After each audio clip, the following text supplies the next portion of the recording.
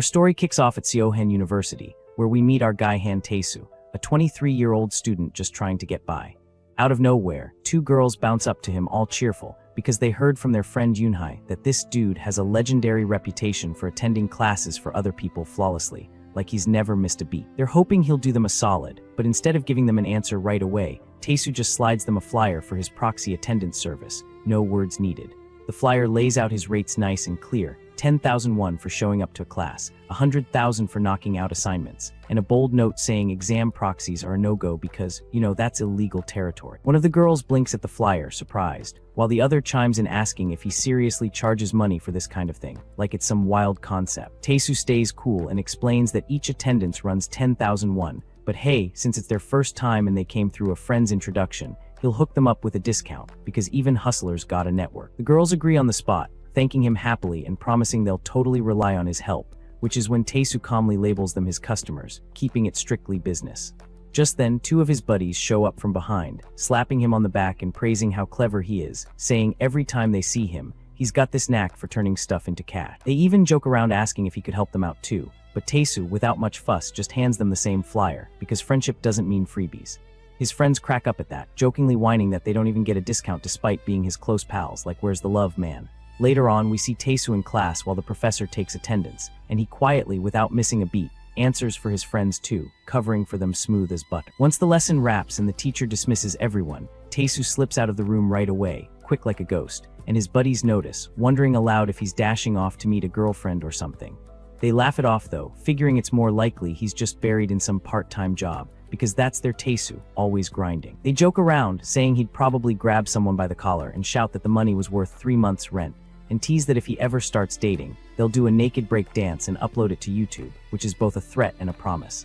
At this point, the story shifts to Tae-soo's perspective, and he reflects that for college students without parental support, every single moment counts. Like survival depends on treating time as an investment you can't waste. He heads home and checks the gold price, nodding to himself when he sees it's gone up, because that's his side hustle.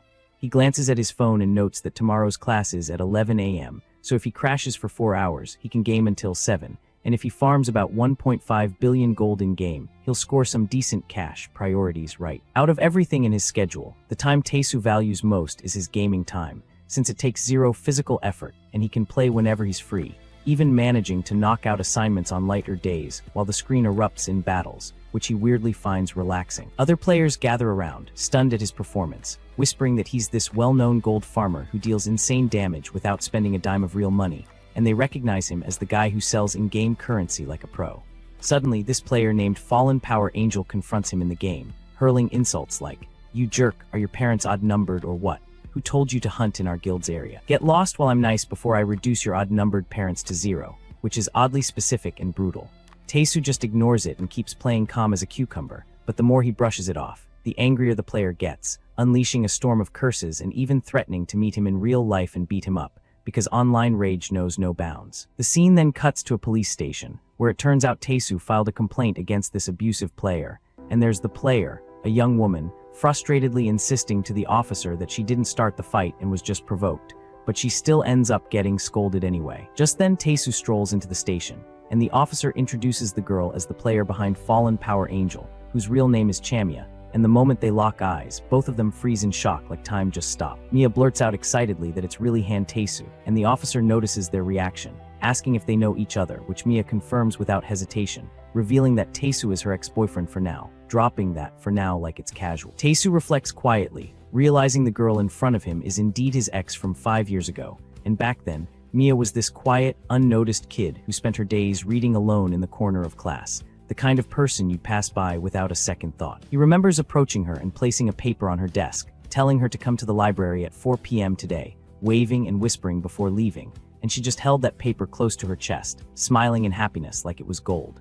Most of Tae-soo's memories of her faded over time, except for one day, the breakup, September 27th, during fall of their second year in high school, when her family suddenly moved away overnight without a word. As he follows Mia out of the police station, that memory resurfaces hard, and he wonders why she left without saying anything, hesitating to ask because the timing feels off.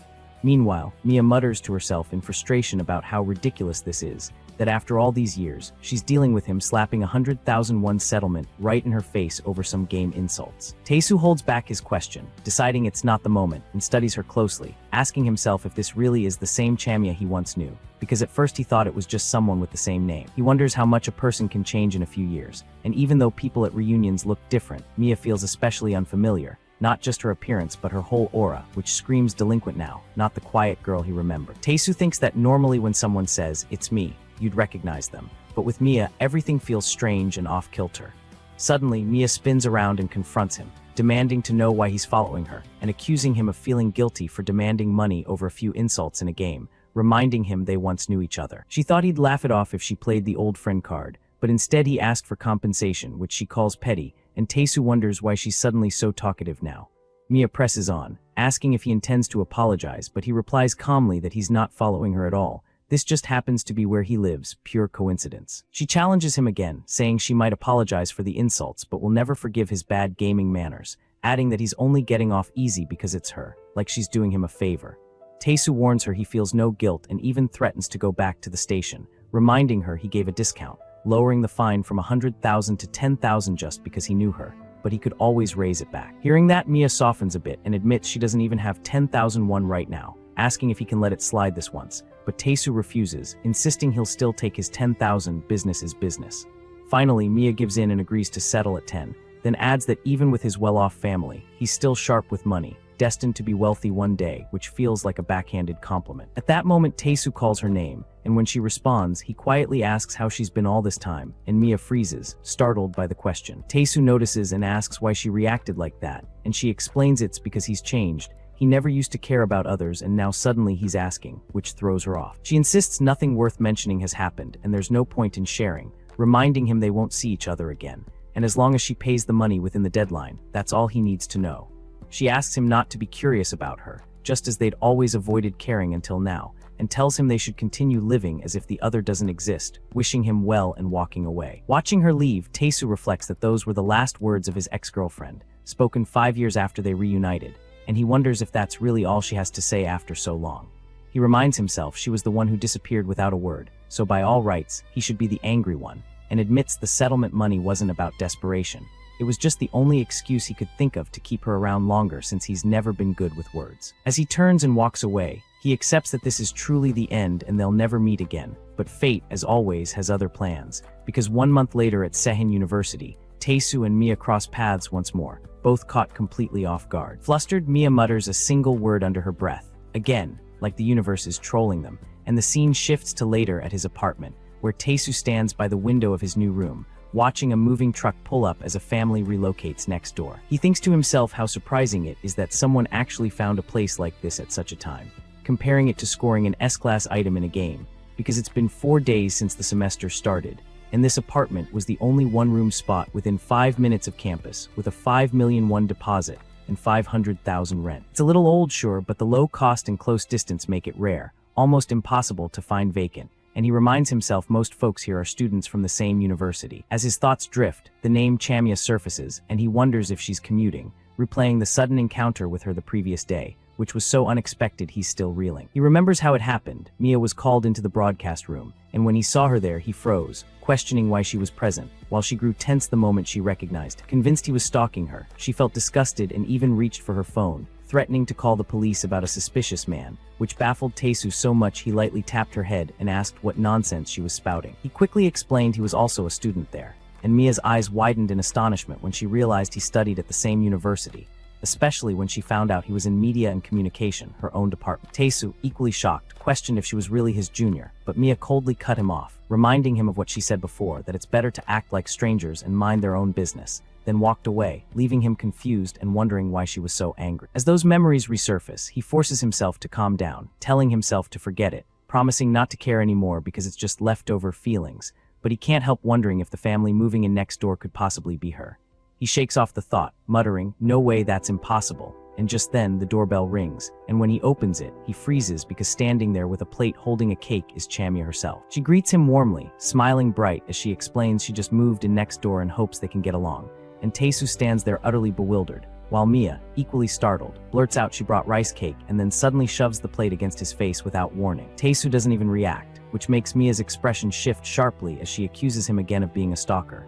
But he calmly points out she's the one who showed up at his door. Suspiciously, Mia asks if the apartment belongs to a friend, and Taesu replies it's his own place. Then she asks if he's planning to move out anytime soon, and he says simply, "I'm not," which visibly frustrates her, as she blames herself for signing the lease so quickly just because it was cheap and close to school. Watching her reaction, Taesu only grows more confused, but soon Mia's tone shifts back to calm as she tells him it's best if they don't bother each other, acting as neighbors like the other doesn't exist. And Taesu, still stunned, reluctantly agrees, addressing her as ma'am. Suddenly, Mia picks up a fire extinguisher and reacts oddly, muttering she feels like she just overheard something she shouldn't have, and the sight of that cylinder makes Taesu uneasy, so he hurries to shut the door, but she blocks it with her foot, refusing to let it close. He asks why she's doing that, reminding her she was the first to call him Mr., but Mia presses him to open the door so they can talk about what he just said, frustrated and insistent. Taesu snaps back, pointing out they're the same age so she's just as old as him. When the door opens again, Mia confronts him once more,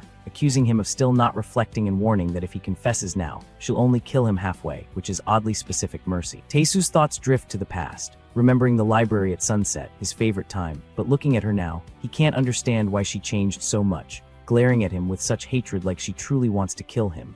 And he tries to recall if he did anything wrong back then, but nothing comes to mind. She was the one who made the promise and never showed up. Sometime later, his doorbell rings again, pulling him from his thoughts, and he checks the camera to see Mia standing there once more. So he opens the door and firmly reminds her they agreed to act like strangers. But this time, she's drenched, clothes soaked through, looking helpless as she asks if he knows how to check water pipes because her entire floor flooded. Taesu rushes over to check the problem, explaining it looks like a pipe burst from the cold, and advises her to call the landlord, but Mia sighs, saying she already tried and the landlord isn't answering, muttering in frustration that if she'd known this would happen, she'd have spent more on a better place. Watching her, Taesu recalls a time in the past when Mia shivered from the cold like that, and he stares without realizing it, making her notice and grow startled, questioning why he's staring, so he, embarrassed, quickly turns away and denies it. Mia grabs a room cleaning stick, insisting he was staring because they made eye contact, and orders him to try fixing the situation.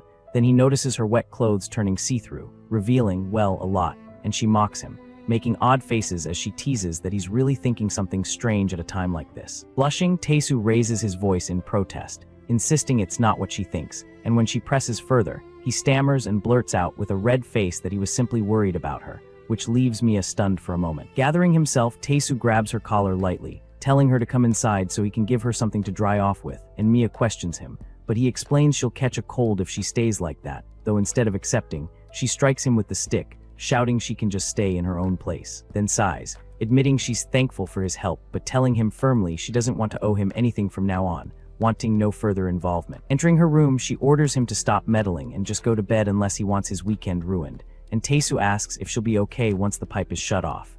But as she steps in, Mia freezes from the chill in the air, and Taesu points out the boiler will stop too, leaving her with no heat. Trembling, Mia stubbornly insists it's no big deal, it's just winter, and watching her, Taesu mutters she's really hard-headed, then blushing faintly, he adds an offer. If you want 1,001 per hour to stay warm in my room, seems like a fair deal, but if you don't like it, forget it. Mia interrupts, saying there should be one more condition, which catches Taesu off guard, and the scene shifts to him now standing outside his own apartment, questioning if this situation is really okay, because he only meant for her to dry off until the landlord arrived.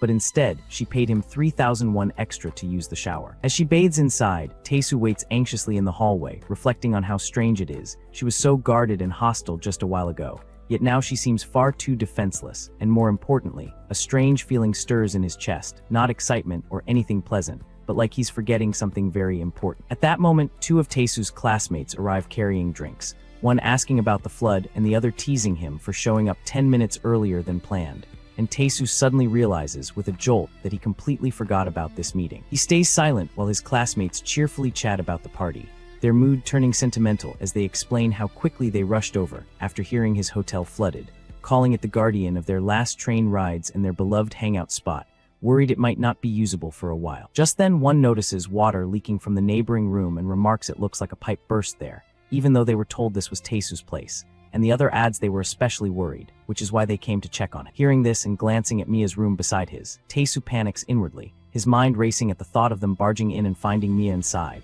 which would inevitably lead to trouble, so he quickly suggests they head out and drink outside that night instead. Nervously, Taesu explains his apartment is a mess from the flood, so he'll treat them, and his classmates are stunned, one shouting in disbelief if he hit his head, and the other questioning if Han Tae-soo, the guy known for splitting snacks down to the last piece, is really offering to pay. They both start teasing him, pulling his cheeks, one declaring they should take him to the hospital before it's too late, and the other wondering if he's even Tae-soo or maybe someone in disguise, a predator or an alien, which annoys Tae-soo enough to demand whether they're going or not. Overjoyed, the classmates eagerly agree, reasoning that if he's paying, they have no reason to refuse, joking they might never get another chance to hear such words from him again, and Tae-soo thinks the matter settled, deciding to finish cleaning quickly and join them downstairs. His classmates begin planning what to buy with his money and are about to leave when Mia steps out of his room, announcing she's done showering, and Tae-soo freezes in fear as she notices his classmates and curiously asks who they are. His classmates, stunned to see a girl coming out of Tae-soo's room after a shower,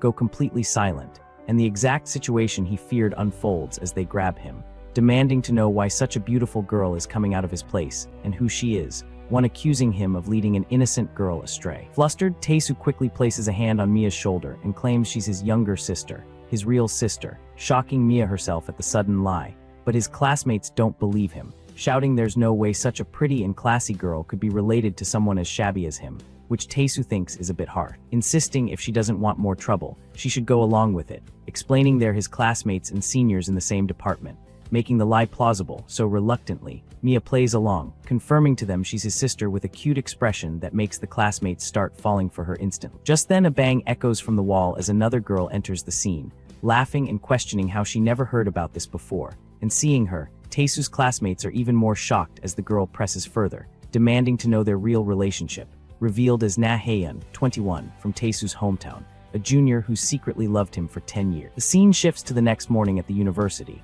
where Hae-yeon confronts Tae-soo with sharp questions, asking if he's serious and really made that up, claiming that girl was his younger sister just to cover things up, but Tae-soo replies calmly he's telling the truth. Han presses again, asking if nothing happened between them and if he's being honest, and Tae-soo responds casually, repeating nothing happened, while nearby students whisper among themselves, speculating if the two are together or even dating. Tae-soo's mind drifts back to the previous day's chaos with the burst pipe, thankful the landlord arrived shortly afterward to smooth things over, and Hae-yeon reminds herself Tae-soo isn't the type to lie to her. Tae-soo reflects inwardly, noting the girl beside him is Na Hae-yeon, who admits she doesn't fully understand the situation, but since it's Tae-soo, she decides to believe him, muttering that if it had been Manny or Yang Han, she might doubt it. But with Tae-soo, it's different because she hasn't known him for just a day or two. Tae-soo thinks to himself that Hae-yeon is not only a university junior, but also a childhood friend he's known for over 10 years, the youngest in a family of 3 sons and 1 daughter, all connected to a large taekwondo studio in their neighborhood. And even though Han is small, she was born with a natural talent for fighting, becoming a local legend by 6th grade known for epic fights,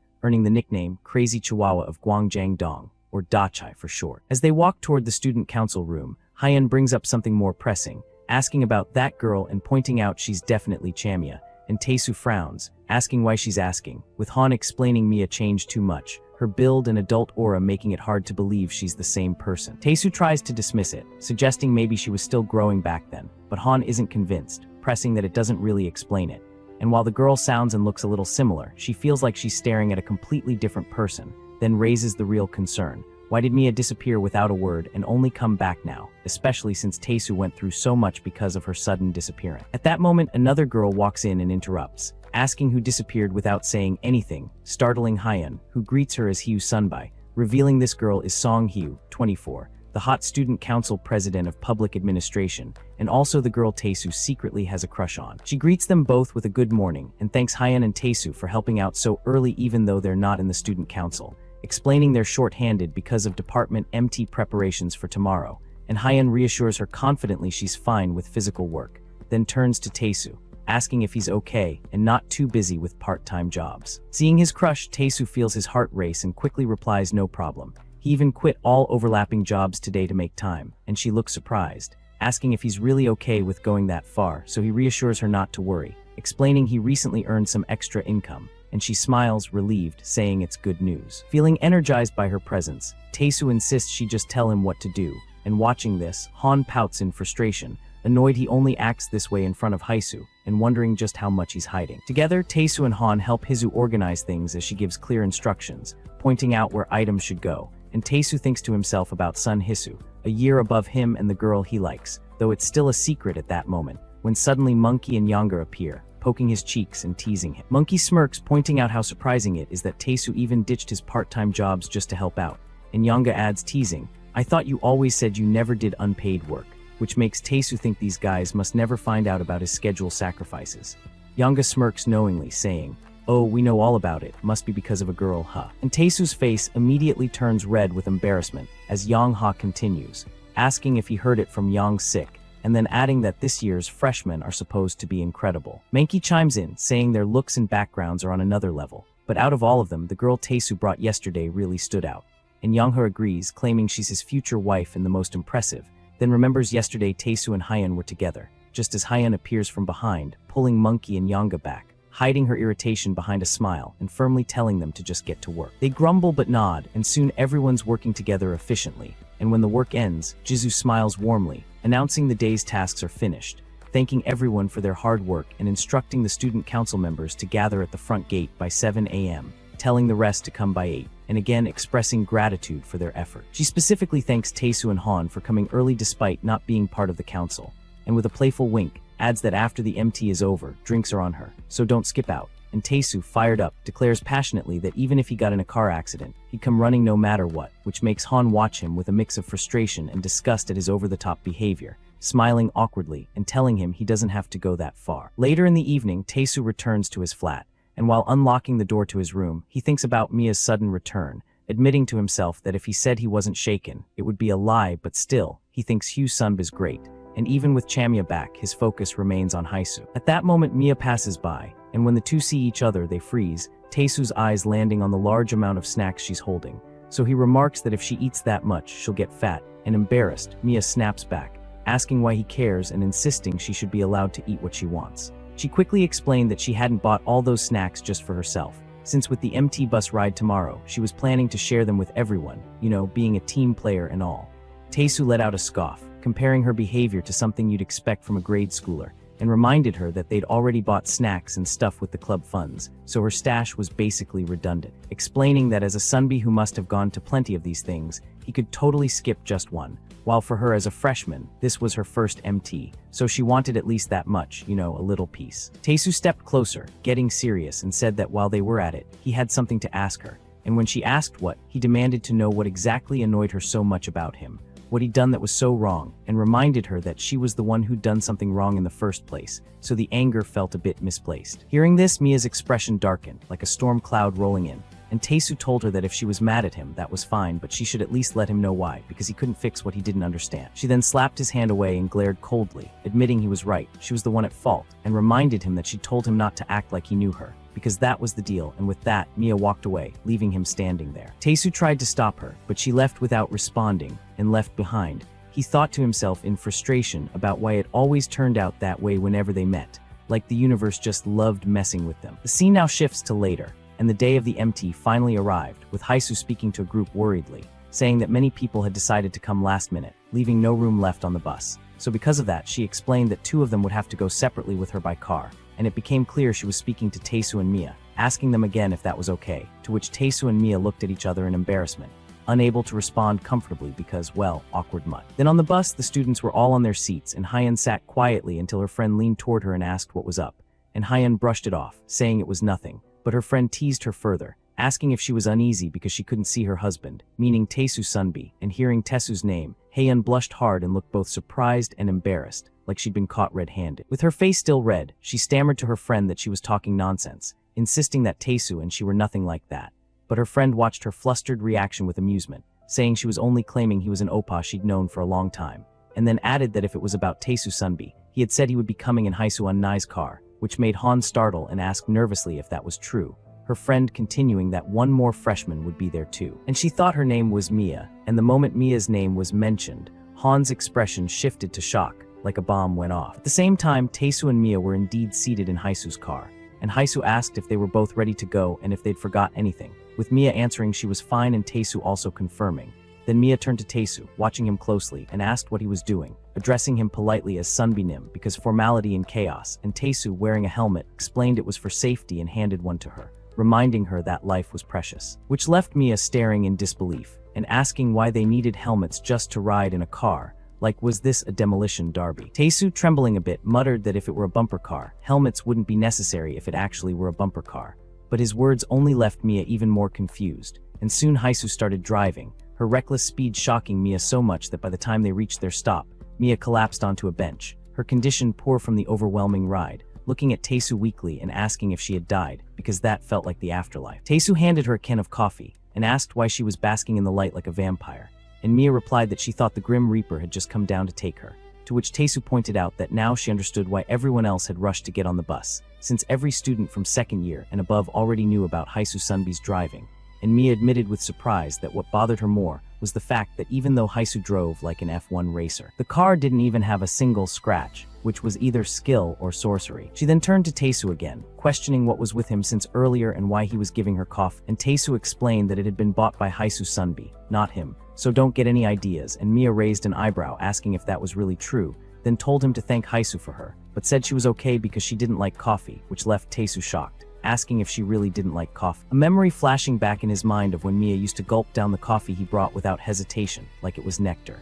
In the present, he muttered that it was strange, asking why he thought she liked it, reminding her how they always used to drink it at the park, and Mia interrupted, suggesting maybe he was mixing her up with someone else, adding that perhaps she used to like it back then, but she didn't really remember those old stories because memories are tricky like that. With that, she rose from the bench and looked at him seriously, saying she was sorry, but didn't want to get stuck in useless memories from the past, telling him that he knew better than anyone how tough things had been for her back then, and that whenever she saw him, those memories returned and drove her crazy, like a loop she couldn't escape. Still, she admitted that whatever the case, they had ended up meeting again like this, attending the same school, the same department, and even living as neighbors, so because of that, she said she wouldn't ask him to act like he didn't know her at all. And then she bowed and pleaded with him to treat her like someone he didn't know, just like any ordinary junior, promising to apologize for everything harsh she'd said up until now. And after saying this, Mia turned and walked away, leaving Taesu alone with her words. Taesu sat in silence, his thoughts sinking into the weight of Mia's words, admitting to himself that what she'd given him was a clear rejection, the most polite yet decisive rejection he'd ever experienced. Haisu appeared and asked what he was doing sitting alone on the bench, and Taesu quickly replied that he was just watching the clouds, which made Haisu tilt her head, surprised, and ask if cloud watching was fun. And after a pause, Haisu admitted to himself that it wasn't really that fun, but he stuck with it. Once more, his mind returned to Mia's words, reflecting that what she'd said did make sense. People said even mountains changed in 10 years. The scene shifted to Haisu and Taesu standing together, with Haisu speaking on the phone with Subin while Taesu, lost in thought, found himself gazing at her. And seeing this, Haisu turned to him and asked what was wrong, her gentle behavior making Taesu blush for a moment as his heart began to race, because she had that effect. Flustered, he quickly remarked that she'd chosen a really nice place for this MT, and Haisu brightened instantly, happily saying that she and Subin had put a lot of thought into it, explaining that it was their last gathering before graduation and they wanted it to be as memorable as possible. And hearing this, Taesu acknowledged her words, noting that they were spoken like a true Sunbi. And inside, his resolve grew stronger, telling himself he had only one goal, to confess to Haisu before she graduated. And even though Mia had returned, there was no wavering in his heart, like a steady flame. The two continued walking together, talking lightly, with Taesu expressing concern about the expensive place she'd booked, pointing out that he'd come without paying, and Haisu reassured him that it was fine, saying that after all he'd done for them, this was nothing. Then she asked where the freshman was, and Taesu replied that Mia had said she'd walk around a bit and then come back.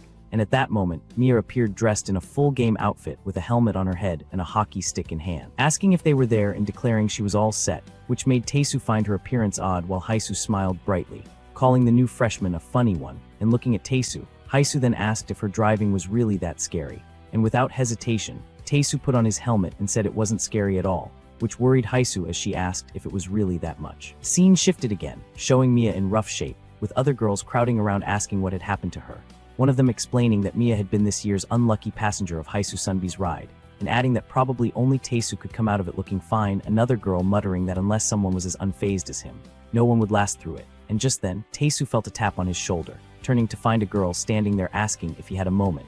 It was another freshman, Jindabin, a 20-year-old who'd just joined the university, and the scene then moved forward to Haisu standing in front of everyone with a wide smile, announcing that the freshman orientation for the year was officially finished, her cheerful voice carrying through the hall as she introduced the next part of the night, a casual hangout with drinks, explaining that the organizers had already split everyone into groups of 6, mixing upperclassmen and freshmen to make sure everyone could talk and enjoy themselves, and lifting her hand high, she called for cheers in the name of the mighty medic, the hall immediately echoing with voices as everyone raised their cups and shouted together, laughter filling the place as the party kicked off. But then Mia suddenly stepped forward looking hesitant and asked if she could switch groups, the thought leaving him uneasy, and across the hall male students glared at him, jealousy written all over their faces. Just then Dabin raised her juice, lightly tapping his cup with hers, and gave a playful wink, leaning closer, the bold move catching Hyeon's eye, and her face stiffened with jealousy, not wanting to lose. She quickly lifted her own drink and joined in with a stiff cheers, leaving Taesu caught between the two girls, his gaze drifting toward Mia, who was sipping her drink, and Mia noticed and asked if they really had to clink glasses and say cheers every time before drinking. Taesu replying that it wasn't really necessary, but while drinking, he admitted to himself that this MT was already starting to feel tiring. This year's MT had way more attendees than usual, and the reason was simple. The trio of influencer freshmen, Shin Dabin, Ha Yoonji, and Do Yanwoo, with Ha Yoonji being a study vlogger and live streamer who'd started streaming back in 9th grade and built up around 40,000 subscribers. Do Yanwoo, who'd entered after retaking the exam, running a horror radio channel with her pale skin and husky voice making her stand out in that niche. And as for Shin Dabin, Taesu realized he didn't know much about her, so curious he asked. Then Yoonji explained that Dabin was the person behind Dabin's Fun Day, a very popular variety gaming channel with around 320,000 subscribers, praising her as a great gamer and streamer, and Dabin, embarrassed, waved it off, saying she wasn't anything special and only got attention for being a little decent at games. But to Taesu, she seemed like the most famous one of the three, and he remembered how Haisu Sunbi once mentioned that this year had many well-known freshmen. That was why she grouped them with him to prevent any incidents, calling him the safest choice. Dabin then asked if Taesu played games, and he answered that he did, but only once in a while, and when Dabin casually called him Oppa, Han silently fumed, upset at how easily she addressed him.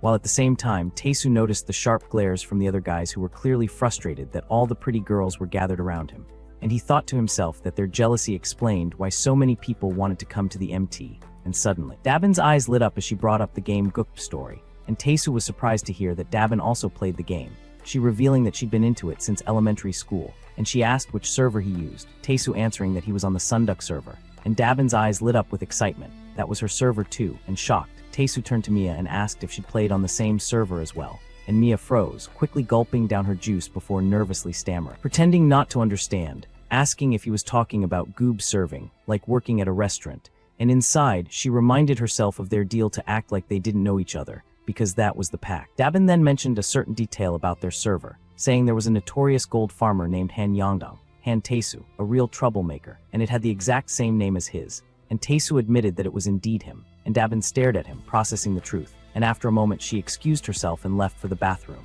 whereas she washed her hands, she muttered that she'd suspected it from the start, confessing that the moment she heard the name Han Yongdong during the welcome party. She had a feeling, and now that she'd confirmed it was truly him, Do Yanwoo, who was nearby, remarked that since their school was in Yongdong and his name was Haesu, it would actually be stranger if it wasn't. Then questioning why Dabin had been looking for him so intently, and grinding her teeth, Dabin revealed the reason, explaining that in the game, her master, Fallen Power Angel, had been forced to quit after running into trouble, made to pay compensation money all because of that idiot. And before leaving, her master had told her she was gone for good and asked Dabin to carry on the future of their Gook guild, and slamming her palms against the sink. Dabin fumed, cursing that it was all because of him. If not for Taesu, she and her master would have already defeated the final boss. And Do Yanwoo asked what Dabin was planning to do. Was she thinking about revenge? And Dabin gave a sly grin, saying instead of revenge, she would seduce him, and Yanwoo was taken aback. But Dabin confidently boasted that she had never once failed when she decided to win someone over. The narration then cut back to their school life, noting that though they now met again as senior and junior, in reality they were bitter enemies,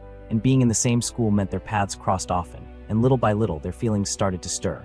And by the time those emotions reached their peak, Dabin revealed her true aim, crushing her juice can under her foot and declaring that she would trample on him at the very moment he confessed his feelings. This, she said, was the perfect way to avenge her master. And Yanwoo gave her a knowing look, teasing that her head was like a flower garden but admitting it was strangely cute. And as they stepped out of the bathroom together, Dabin shivered and complained about the chill, grumbling about why there were only 2 bathrooms for so many people and admitting she hadn't wanted to use the outdoor one because of the freezing weather, muttering that it was what happened when a place got too crowded. And just then, she bumped into someone, startled. She looked up and found herself face to face with 3 big men, who looked her over, commenting that she was cute and that they'd seen her around before. And Dabin realized that her insides are going to get cleaned by those men's Excalibur, which is a terrifying mental image. The scene then shifted, showing Yanwoo hurrying toward the group, explaining that Dabin was now surrounded by members of the university wrestling team. But instead of trouble, the moment had turned into an unexpected fan signing event. and Haisu observed the scene and asked if that was really a problem. And hearing this, the other students grew excited and began shouting that it was a signing event with Dabin, rushing for one as well, and with many of them rushing forward, eager to join in. Haisu quickly shouted for Taesu to help out inside and asked Hyun to give her a hand, and Han agreed immediately, while Taesu, however, questioned whether he should be going outside to help instead of Hyun. And just as he prepared to move, Mia grabbed his shirt from behind, urgently telling him not to go outside, warning that there was a problem in the girls' dorm, and together they moved toward the dormitory. And as they arrived, Taesu hesitated, wondering aloud if he could even enter since it was the girls' dorm, and Mia silenced him firmly, telling him they had to see for themselves. And Taesu tried to question what the matter could possibly be, but Mia quickly pointed toward a charging outlet, typing on her phone. She explained that it was actually a hidden camera, and Taesu's face froze in shock, and he let out a startled sound, but Mia grew irritated and told him to stay quiet again. And as they began walking away, Taesu turned to her curiously and asked how she'd even figured it out, and Mia stopped for a moment, not sure what he meant, and he explained that he was talking about the outlet-style camera, pointing out that most people wouldn't notice something like that just by looking, and Mia said she'd seen something similar before but stressed that the real issue wasn't how she spotted it. What mattered was when it had been set up, who placed it, and where else more could be hidden, and Taesu added his own thoughts, repeating the what and how, but suddenly remembered something from Mia's past. In his mind, he saw her shouting in the library once, saying the most important question was always why. She'd shouted it so loudly that everyone stared at her, leaving her embarrassed, and after that she'd sunk into her chair, keeping quiet, and in that same memory, Taesu had once asked if that was the reason she often came to the library to read, and Mia had replied with passion, saying books were about people, how they thought, what pushed them forward, and that she loved following along, always asking herself that one question, but why though? And at the time, Taesu had thought that her way of thinking always pulled him in before he realized it. Mia said that the most important thing now was still that same question. But why though? The real question was why someone had done this, and hearing her say those exact words again left Taesu shocked. Remembering how even when he told her it didn't sound smooth, she kept saying it anyway, claiming it just felt natural to her, and Taesu found himself staring at her without realizing it, and Mia quickly noticed, asking why he was looking at her that way, and he hesitated, then admitted that the polite tone she was using sounded strange to him, understanding it must feel awkward for her to turn to him when he was the only one there, especially after how harshly she'd spoken to him earlier at the rest stop.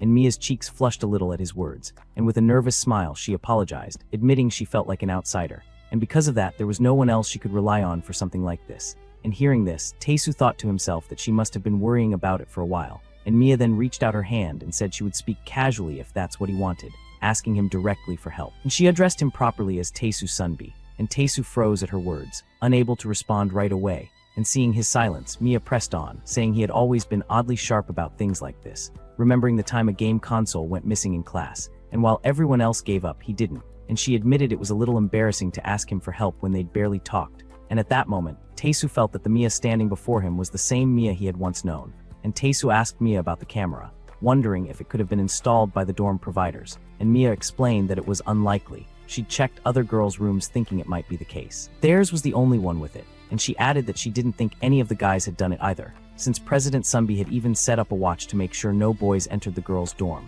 And Taesu began thinking about Haisu and felt his face turn red, and Mia continued, reminding him that after they arrived, she'd been lying in bed the whole time because of her car sickness, and she remembered clearly that when she first went into the room, there was nothing like that. And the first time she sensed something was wrong was right before orientation. And hearing this, Taesu concluded that whoever installed it must have done so then, and Mia agreed, saying it could only have been one of the three girls sharing the room with her, Du Yanwoo, Shindabin, or Haeunji, or perhaps someone close to them. And Taesu thought carefully to himself, if Mia was telling the truth about everything, it meant the situation was an inside job, someone in their department was acting with malice. Mia told him not to tell the others yet, and Taesu looked confused and asked why, and Mia explained that they still didn't know who did it or why since they were not sure, and she feared that if strange rumors spread, an innocent person might get hurt, and blushing faintly, Taesu asked if they should at least tell Haisu Sunbi, believing she was trustworthy and she was also the student council president after all, and Mia stared at him in surprise and asked if Haisu was the one he had a crush on. And hearing this question, Taesu blushed furiously, gripping his can of coffee tightly, stammering nervously, denying it and asking what she meant by crush. And Mia watched his behavior closely and pointed out that he was pretending not to know, even though he obviously did. And at that moment, Hyun popped out from the bushes in a drunken state, asking what they were talking about, then looked directly at Mia, declaring that she'd finally found her unnai, and she pressed again, asking what the two of them had been sneaking off to do. And Taesu froze in shock at the sight of her drunken state and immediately asked where the wrestling club guys were. And Han answered with irritation that they'd been getting on her nerves, so she'd thrown them all, and Mia reacted with surprise, questioning if Han had really thrown them all, and Han puffed her cheeks in frustration, and Mia called out to her name softly, feeling awkward inside, thinking to herself that ever since she'd run into Hyan in the hallway, things had felt uncomfortable, and Han suddenly shouted at Mia, demanding to know what was going on with her and Taesu, and Mia grew confused at the question, and Han raised her voice again, asking what Mia really wanted to do, reminding her that she'd said coming to the same school as Oppa was just a coincidence, that moving in next door was just another coincidence, and that they should not act like they knew each other anymore, and Hyan accused her further, saying even when they arrived, she'd kept up the same act, but now she'd secretly called him out in the middle of the night, proving herself to be a liar. And as she shouted these words, Han burst into tears, crying harder, saying Mia had claimed that she and Taesu were long over, that she didn't even like him anymore, and she repeated her frustration, then collapsed onto the floor, sobbing uncontrollably, and seeing her like this, both Mia and Taesu grew deeply concerned. Later, the protagonist narrates, just as Mia suggested, until we're sure, we decided to keep it secret from everyone except Haisu, and we agreed to take action in the morning and ended the discussion there. But when morning came, an incident broke out, and Taesu saw a crowd of students gathering, gossiping, and some even fighting, his chest tightening with anxiety as he watched the chaos. And in the middle of the crowd, Yoonji raised her voice, pointing straight at Mia, shouting that it was her, claiming she'd seen it herself, accusing Mia of trying to secretly spy on their room by installing a camera. And Haisu grew anxious and tried to calm everyone down, asking them to stop and settle themselves. But confusion spread among the students as they murmured about what they'd just heard, unsure about the mention of a camera, and Hyan clung to Taesu in distress, speaking of secret spying while questioning what such words even meant, trembling as she wondered why Mia, her unknai, would ever be involved in something like that, and Taesu gently placed a hand on her shoulder, assuring her that there was no way Mia would do such a thing, and Mia observed the situation carefully, realizing this was unexpected. She hadn't thought anyone would confront her so directly, and she recognized the one who stood against her, Ha Yoonji, and it was then revealed that this girl was the culprit, Ha Yoonji, 20 years old, who shared a room with Mia, and also a famous YouTuber. And according to Mia, during the freshman welcome party, Yoonji had acted overly friendly, making things quite uncomfortable. Taesu discreetly signaled to Mia not to worry and promised that he would step in right away if things went wrong, being the backup plan. But Mia responded with her own signal, telling him it was fine and that she could handle it herself because she's got this. She thought to herself that Taesu was more quick-witted than she had ever imagined, his foresight surprising her, like he'd planned for every angle. We then get a flashback, diving into the past, where Taesu carried the drunken Hyan on his shoulder as he walked alongside Mia, talking to her, and he spoke of wanting to stop looking for the culprit, which shocked Mia, and she questioned his words, asking if he truly meant that he wanted to stop searching, like giving up entirely. And Taesu said the answer was simple. They just needed to make the culprit reveal herself, like setting a trap. Mia asked if he meant a face reveal, to which Taesu clarified by questioning how she planned to find her. And Mia explained she had intended to use the usual method by taking turns keeping watch until the culprit came to retrieve the device, since eventually someone would have to collect it, stakeout style. Taesu countered, saying that the culprit could notice the device was being watched and might destroy the evidence right away, like a panic move. And Mia asked what they would do then, just sit back and do nothing, frustrated. Taesu then asked when people let their guard down the most, and Mia wondered if he was giving her a riddle, raising an eyebrow. And Taesu explained that the answer was early in the morning right after waking up, reasoning that if someone had been able to sleep soundly. The flashback now ends and we return to the present moment, where Yoonji continued accusing Mia, claiming she had seen her hiding the camera that morning, shouting that Mia could deny it all she wanted, but others had seen it too, and she urged them to confirm her words, trying to build a case. Dabin stepped forward, saying that Mia had indeed been acting strange, poking around her belongings in the morning, and she added that she had seen her put something in her pocket, though at the time she hadn't thought it was a camera, just odd behavior. Taesu thought to himself that right now the only people who knew exactly what was going on were Haisu Sunbi, Chamia and himself, a small circle. Mia smiled at Yoonji, brushing off the tension with a laugh. She remarked that so this was what all the fuss was about, thinking it was something serious, and if this was what the accusations were about, then she revealed the object in question, pulling out a toothbrush, and Dabin reacted in shock, questioning if it was really just a toothbrush, like that's anticlimactic. Mia turned to Yoonji, pointing out that it was only a toothbrush and questioned what she meant about it being a camera, and Yoonji faltered nervously, stammering that she had only happened to overhear something, claiming she had heard Mia speaking over the phone, saying she was with famous people at the moment, and that she was going to send them videos of everyone, which was a stretch. Mia asked if Yoonji wanted to see for herself, holding out her phone and explaining that if Yoonji believed she had recorded something on camera and was planning to send it, then she should check her phone directly, offering her call logs, her messages, her gallery, whatever Yoonji wanted. And if nothing was there, then all Yoonji needed to do was admit she misheard. say it was a misunderstanding, and apologize, and Mia says that she is perfectly fine with that. She even added that if Yoonji still doubted her, she could check everything herself like an open book. Mia then emptied her bag in front of everyone, and out came her notebooks, pens, and charger. Nothing else, and Yoonji grew more shaken and stuttered in confusion, asking what was going on, like her plan was crumbling. Mia kept smiling as she showed her belongings, confirming that this was everything she had brought, aside from some snacks they had all shared yesterday, which she didn't need to show. And Haisu, worried, tells her she didn't need to go this far, but Mia reassured Haisu, saying it was all right since everyone misunderstood things sometimes, and there was nothing faster than showing it yourself, cutting through the drama. Hearing this, Yoonji grew scared and nervous, and Taesu observed the scene carefully, realizing that with this it was over, and he thought that if there was a culprit, it had to be one of Mia's roommates because the reason was simple. It was too risky to manage the device otherwise, and if they tried to openly hunt for the culprit, she might decide to hide for good, and the optimal strategy had always been to make the culprit expose herself. And he recalled how he had even prepared in case the culprit tried to retrieve the camera while he and Mia stepped out. He had wiped a little of his own hand cream on the spot so he could identify her later by scent, but the culprit hadn't attempted to retrieve it, which meant she didn't know the camera had already been discovered. And with this information gap, things became much easier. The culprit could not predict when they might go to collect it. And his original plan had been to wait for a panicked culprit to make contact with them first. But instead, Yoonji had attacked openly, and he wondered if she could truly deal with the consequences of this reckless move. But more importantly, what unsettled him most was Chamia and her composure. Even under such accusations, she stayed calm, her nerves unshaken, like a rock. Yoonji, however, refused to give up, though she had nothing left to say. She argued desperately that there were still places they hadn't checked, shouting that Mia's body should be searched, reasoning that Mia could have shown her phone and bag on purpose to deflect suspicion, hiding the device on herself instead, and Haisu was stunned, calling out in disbelief at Yoonji's words, like that's too far. Mia removed her glasses with a smile, asking seriously if it really needed to go that far, urging Yoonji to just admit it was a misunderstanding, to apologize and call it a mistake so they could end it there, explaining she was giving Yoonji a chance, reminding her that even if she messed up or made a mistake, this was her chance to let it go quietly. And with a cold glare, she pressed again, asking if they really had to take it that far, and Taesu grew worried. Noticing that Chamia now looked genuinely angry, and he tried to intervene, shouting for her to hold back and not get violent. But Mia discarded her jacket and glasses, shocking everyone. Her fit, curvy waist and her massive chest was revealed, striking in its beauty, and Mia faced Yoonji and asked what was next, mocking the idea of hiding the device in her hair, challenging where Yoonji would claim she had hidden. And this time, Mia stepped closer to Yoonji, her voice low but sharp. If Yoonji still could not trust her even after all this, she asked if she should take everything off to finally satisfy her doubts, and Yoonji broke down as tears welled in her eyes.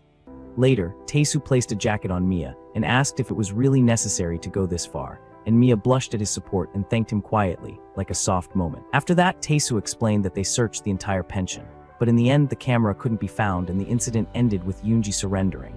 And Yoonji, overwhelmed, cried as she apologized to Mia, and Haisu then addressed everyone, telling them that they should leave the story there. The misunderstanding was cleared up, a proper apology was given, and Mia had even said she forgave Yoonji. But Mia, however, showed no emotion as she stood there. And Taesu continued admitting that things could have blown up even further, but it was Mia who decided to end it there, and he hadn't expected her to go so far as to rampage like that, but still it worked. At that moment, Mia called out to President Haisu, asking if she could take Yoonji to talk privately, and Haisu asked if she meant right now, and Mia reassured her that she wasn't going to hit her, reminding her that she had already said she forgave her, and Yoonji grew nervous at the request, and Mia smiled and added that if they ended it like this, things would only be awkward between them, suggesting Yoonji should at least treat her to a drink. And with that, Mia led Yoonji away, and as they left, Haisu quickly called Taesu over to keep a watch on the two. The next scene showed Mia sitting with Yoonji, asking to hear her side of things, and Taesu was there as well, showing Yoonji the camera and explaining that the reason he didn't report her right away was because he wanted to confirm something,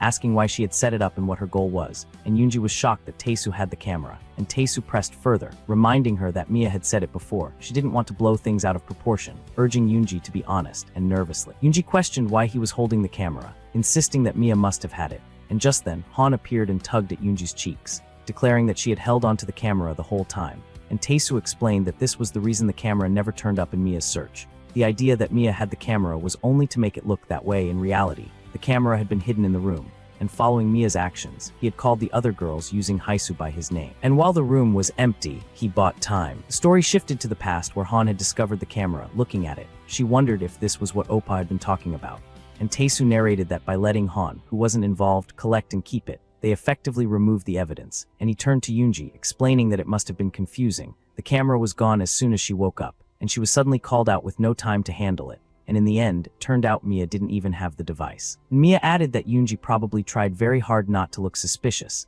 but unfortunately, her behavior still showed, explaining that when the three girls were leaving, the only one who glanced at the power outlet was Yoonji, and Taesu then revealed the memory card. When they checked it, they found footage of Yoonji turning on the camera, and there were other videos as well, but they all had one common feature. The camera was always facing towards the luggage, not the others, and exposed. Yoonji broke down crying and promised to tell everything, saying she never had bad intentions. Taesu clarified the situation further. Yoonji, who had some recognition even before, often had her belongings damaged or stolen, and she became very stressed because of it. And on group trips like this, she installed the camera only for security, and she hadn't managed to delete the data or react quickly enough because she never imagined anyone would notice. And when it seemed like Mia had the camera, she panicked, fearing Mia might use it against her, and even if she hadn't meant harm. If others found out she set it up, her reputation and everything she had built would disappear instantly. And Yoonji explained that the device had a button to wipe the data completely from outside, so she had tried whatever she could to get it back. And through tears, Yoonji explained further, if the device was hidden, she couldn't do anything, but if she could just get it back, she might be able to fix things. And before Mia came at her first, she felt she needed to make the first move. It was all she could think about, and her mind had gone blank. And this was the full story of what happened in the morning. After Yoonji admitted her mistake, Mia responded calmly, saying she had already figured it was something like that. If Yoonji had bad intentions, she wouldn't have only filmed the luggage. Mia finally told her she would trust her, and everyone was surprised by her words and looked at her in silence. And Mia questioned why they were all looking at her like that. And Yoonji admitted her mistake and took full responsibility, and Mia said, "That was enough." And Yoonji looked at her in disbelief, asking with tears if Mia was really okay with this. She couldn't believe Mia was willing to forgive after everything she had done, and she cried, calling her Mia Unnai, overwhelmed by guilt. But Mia reassured her again, saying it was fine. She had only been curious about why Yoonji installed it, and it wasn't as if she had become the culprit herself. And smiling, Mia explained further she didn't want to ruin the department's mood this early in the semester, and they could always watch Yoonji a bit longer to see if she was telling the truth. And then suddenly, Mia put on a creepy face and hinted darkly that if Yoonji was lying. Her unsettling expression alone was enough to terrify Yoonji completely, and Han turned to Taesu with disbelief, remarking that Mia seemed like a completely different person from the one she knew, wondering aloud if this was really the same Mia Unnai. And as Mia now appeared to be someone else entirely, Taesu fell into thought at her words, uncertain himself. The story then shifted to the night when Mia and Taesu were investigating together, and Han drunk had come to them, walking along the road. Mia suddenly thanked Taesu, addressing him as Sunbinim, and Taesu, surprised, asked why she was thanking him so suddenly. And Mia explained it was for helping out without asking anything, admitting she had been worried since after being so harsh with him, he could have ignored her. And she turned to him then, confessing that she might have misunderstood him a little. And back in the present, Taesu recalled that moment in his mind, thinking to himself that maybe it was so, and that was how the small commotion at the MT quietly came to an end. Respecting Mia's wish not to blow things up, they had kept it between only those who knew, and Yoonji had calmed down and handed over the device to them. And looking at the memory card, Taesu reflected further. With this evidence in their hands, Yoonji probably would not try anything again, especially since she had promised to cooperate with anything that came up from now on. And she had also told the other girls in her room, and perhaps because they had experienced similar things. They sympathized with her quickly, and at that moment, Du Yanwoo and Dabin arrived, and Dabin grew emotional and apologized tearfully to Mia, saying she was the worst. And Taesu noted that in fact, the others spent more time apologizing to Mia. After that, Mia turned to Taesu, thanking him for everything and admitting she had not expected his quick thinking to work so well. And Taesu asked if she would really be okay, and Mia questioned what he meant by that, and Taesu clarified, asking if she was not embarrassed to return after everyone had seen her with barely any clothes on, reminding her that even if she had been angry, wasn't her outburst a bit much? And Mia, flustered, asked what else she was supposed to do. Just stand there and let Yoonji keep pushing. She explained it was too annoying to ignore, and besides it had only been a sports bra. And Mia quickly added that she was not that kind of girl, making sure he understood clearly. And Taesu wondered what kind of girl she meant, and blushing deeply, Mia clarified that she was not someone who just stripped anywhere and everywhere, insisting that when she said something once, he should understand it the first time, her face growing redder with embarrassment. And seeing this, Taesu thought to himself that he had misunderstood her words earlier and realized she had meant something else. Still, Taesu remarked that if Yoonji had been lying completely, things could have turned out differently, and Mia responded firmly that she would have involved the police in that case, admitting honestly that Yoonji did not seem like that type of person and that she had only panicked and done what she could. And Mia concluded by saying that if such a day ever came, they would deal with it. And then Taesu accepted this, thinking that if she was fine with the outcome, then it was not really his business. Mia went on to share her own feelings, explaining that her only goal was to graduate peacefully without any trouble. And the moment she had discovered the camera, she had been terrified, and even now the memory still sent chills down her spine. And hearing this, Taesu grew confused and Mia continued, saying that now there was no one left to disturb her peaceful school life, and Taesu questioned if she really believed that, and Mia asked what he meant. He reminded her that she was talking about a peaceful school life right after the chaos she had caused, and Mia paused to think, but before she could answer, many students suddenly surrounded her, and to her shock, they began snapping photos of her. Because of the incident, Mia had unexpectedly become famous, and some students came up to her directly, telling her she should not have hidden how cute she was, and Mia grew extremely flustered at the attention. And nearby, Taesu's two friends, Monkey and Yang, looked furious and confronted Taesu, demanding an explanation from him since he had told them that Mia was his younger sister. And Taesu explained his side, noting quietly that Mia herself had no idea her careless actions had now made her the center of attention for the entire department. And the crowd grew larger, students staring at Mia without her glasses and becoming even more excited, exclaiming that she looked much better without her dorky disguise. Some admitting they had thought she was cute even before, asking if she knew how to do makeup, offering to teach her, begging her to make the same expression she had shown earlier at Yoonji. And at that moment, Mia shouted at everyone to stop for a second, her voice filled with panic, and Taesu finished his thoughts, noting that she had definitely left her mark as someone unforgettable. The scene shifted to social media where a post related to her was there, and seeing this, Mia was left utterly shocked. And the second night of MT finally arrived and the atmosphere grew even more energetic, with Yoonji grabbing the microphone, announcing loudly that for the crime of dampening the mood of the medic freshman MT, she Yoonji would once again liven things up. And with that, she stepped onto the stage and began to sing, and Taesu observed that despite a few incidents here and there, the 3-day 2-night trip was finally nearing its end in peace. And listening to Yoonji singing, Haisu admitted with a sigh of relief that she was glad everything had wrapped up well, confessing she had been anxious earlier in the day. And standing beside her, Taesu nodded in agreement, his thoughts drifting to Mia, who had been caught up in the earlier incident. Since morning, the Sunbees hadn't left her alone, constantly teasing and bothering her. And at one point, someone even tried to feed her a snack. Telling her to open her mouth and snapping back in annoyance, Mia insisted she could eat on her own. And watching the situation, Taesu thought to himself that she had definitely been singled out, and this treatment would likely continue for at least 3 months. But then he reminded himself this wasn't the time to worry about her. The whole reason he had come to the MT was to spend time with Haisu Sunbi, even skipping 2 days of work for it, and yet he hadn't managed to accomplish anything. And just then, a few students approached Haisu saying there were only 2 bottles of soju left and asking if she had any more, and surprised at how fast it had run out, Haisu reacted with disbelief, and Taesu thought this might be a good chance for them to step out together. But Haisu decided it wouldn't look right for her to leave just then. So she asked Taesu to do her a favor instead, and hearing her request, Taesu blushed before agreeing, inwardly admitting to himself that moments like this were the reason he always fell short. And handing him a card, Haisu asked him to go buy beer, and Taesu accepted, telling himself it was fine, he just needed to hurry back quickly, but still, he couldn't help but think it was a bit much to go alone. And right then, Yanga called out to everyone, saying he would demonstrate his magic trick of making beer disappear in one gulp, and if he succeeded, they should treat him to a meal later. And the girls immediately asked why it had to be them. And after that, Taesu headed toward the girls' dorm, where the girls greeted him cheerfully, most already tipsy, and Han especially was in bad shape, having drunk far too much. One girl doodled on Hyeon's face, while another mentioned that once Hyeon finished getting ready, they should take a group photo to remember the night, and she even asked Taesu if he wanted to join in. And watching this scene, Taesu muttered inwardly that it was better to just go on his own rather than drag along such odd company. And he reflected that when Mia had caused chaos in the morning, he never thought a calm evening like this would follow. And with that thought in mind, he set out alone to buy the beer. And as he walked, his thoughts turned back to Mia, wondering where she had gone. And he realized it was the first time he had seen her in 5 years. So it was only natural that her appearance had changed so much, but still, she seemed strangely knowledgeable about the outlet-type camera. And back then, she had insisted that nothing worth mentioning had ever happened, and he couldn't help but wonder how she managed to stay so calm in such situations, and what exactly had happened to her during those missing years. Could she have gotten tangled up in something dangerous? And just then, he spotted Mia standing on the roadside, quietly enjoying the night breeze as the moonlight lit up her face. And when Taesu called out to her, she flinched in surprise and immediately tried to run off, demanding how he had known she was there. And watching her flee left Taesu bewildered, and he called after her. And in her rush, Mia stumbled and fell, and Taesu hurried over and extended a hand, asking if she was okay, and Mia winced from the fall, but then to his surprise, blushed slightly as she met his eyes. And Taesu commented on how shocked she looked, almost as if she had just seen a ghost, and Mia quickly apologized, asking him to pretend he hadn't seen her, and even promised to treat him to ice cream later, and her words only deepened Taesu's confusion. Then she awkwardly asked if he was running an errand, adding that she thought the Sunbees had sent him out to catch her, And hearing this, Taesu realized just how much she must have been through, like she was genuinely on edge.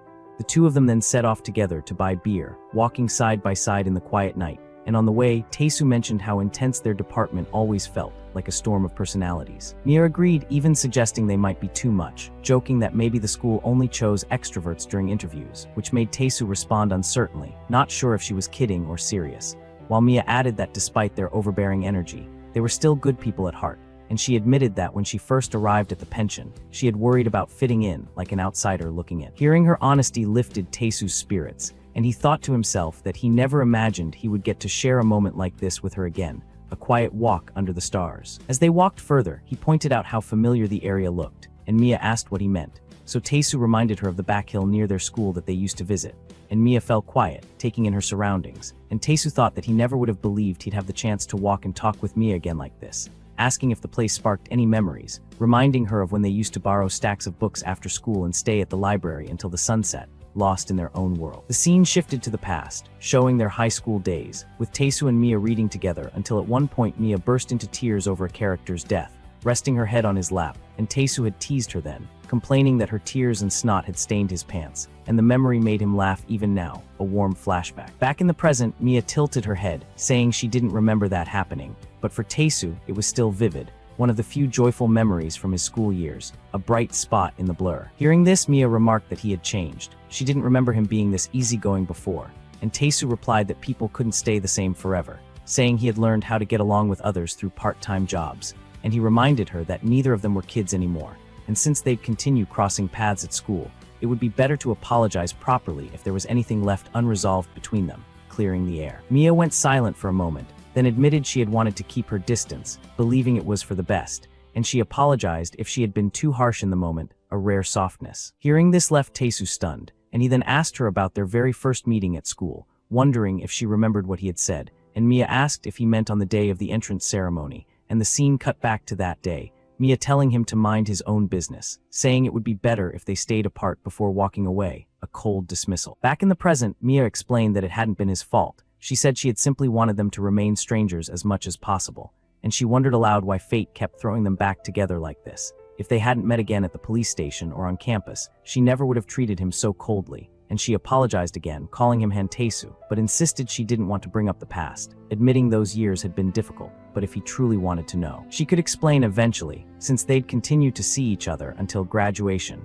Avoiding one another would be impossible, and her words left Taesu deeply unsettled. Mia continued, saying that once graduation came, she would no longer be around, and as she started to walk away, she told him they should head back since everyone was probably waiting, adding that the night air was getting a little chilly, and Taesu stayed quiet. He feared that if he pushed further, he might end up reopening wounds she had tried to bury, and worse, he worried that pressing too hard could make her disappear from his life all over again, just like before, and watching her walk ahead, he called after, only for things to shift suddenly as he spotted him and quickly urged him inside, looking flustered. She apologized and told him to hurry, saying the crowd was getting restless and wanted the drinks themselves, and the president shouted over the noise, telling everyone not to push and announcing that the drinks had finally arrived, and Mia then joined in, raising her voice to calm the students, telling them to wait just a moment, and the students were surprised to see her and teased her, saying the girls had been looking for her and wondering if she had tried to escape, and hesitant, Mia quietly replied that she had just gone for a short walk, and Taesu thought to himself that it was fine, there was no need to rush. Mia had said her only goal was to graduate, and today wasn't the only day that mattered, and so their first MT as third years came to an end. It had been filled with incidents, yet it left behind even more questions, like a mystery box. On their way back after the MT, Haisu and Taesu were seen close together,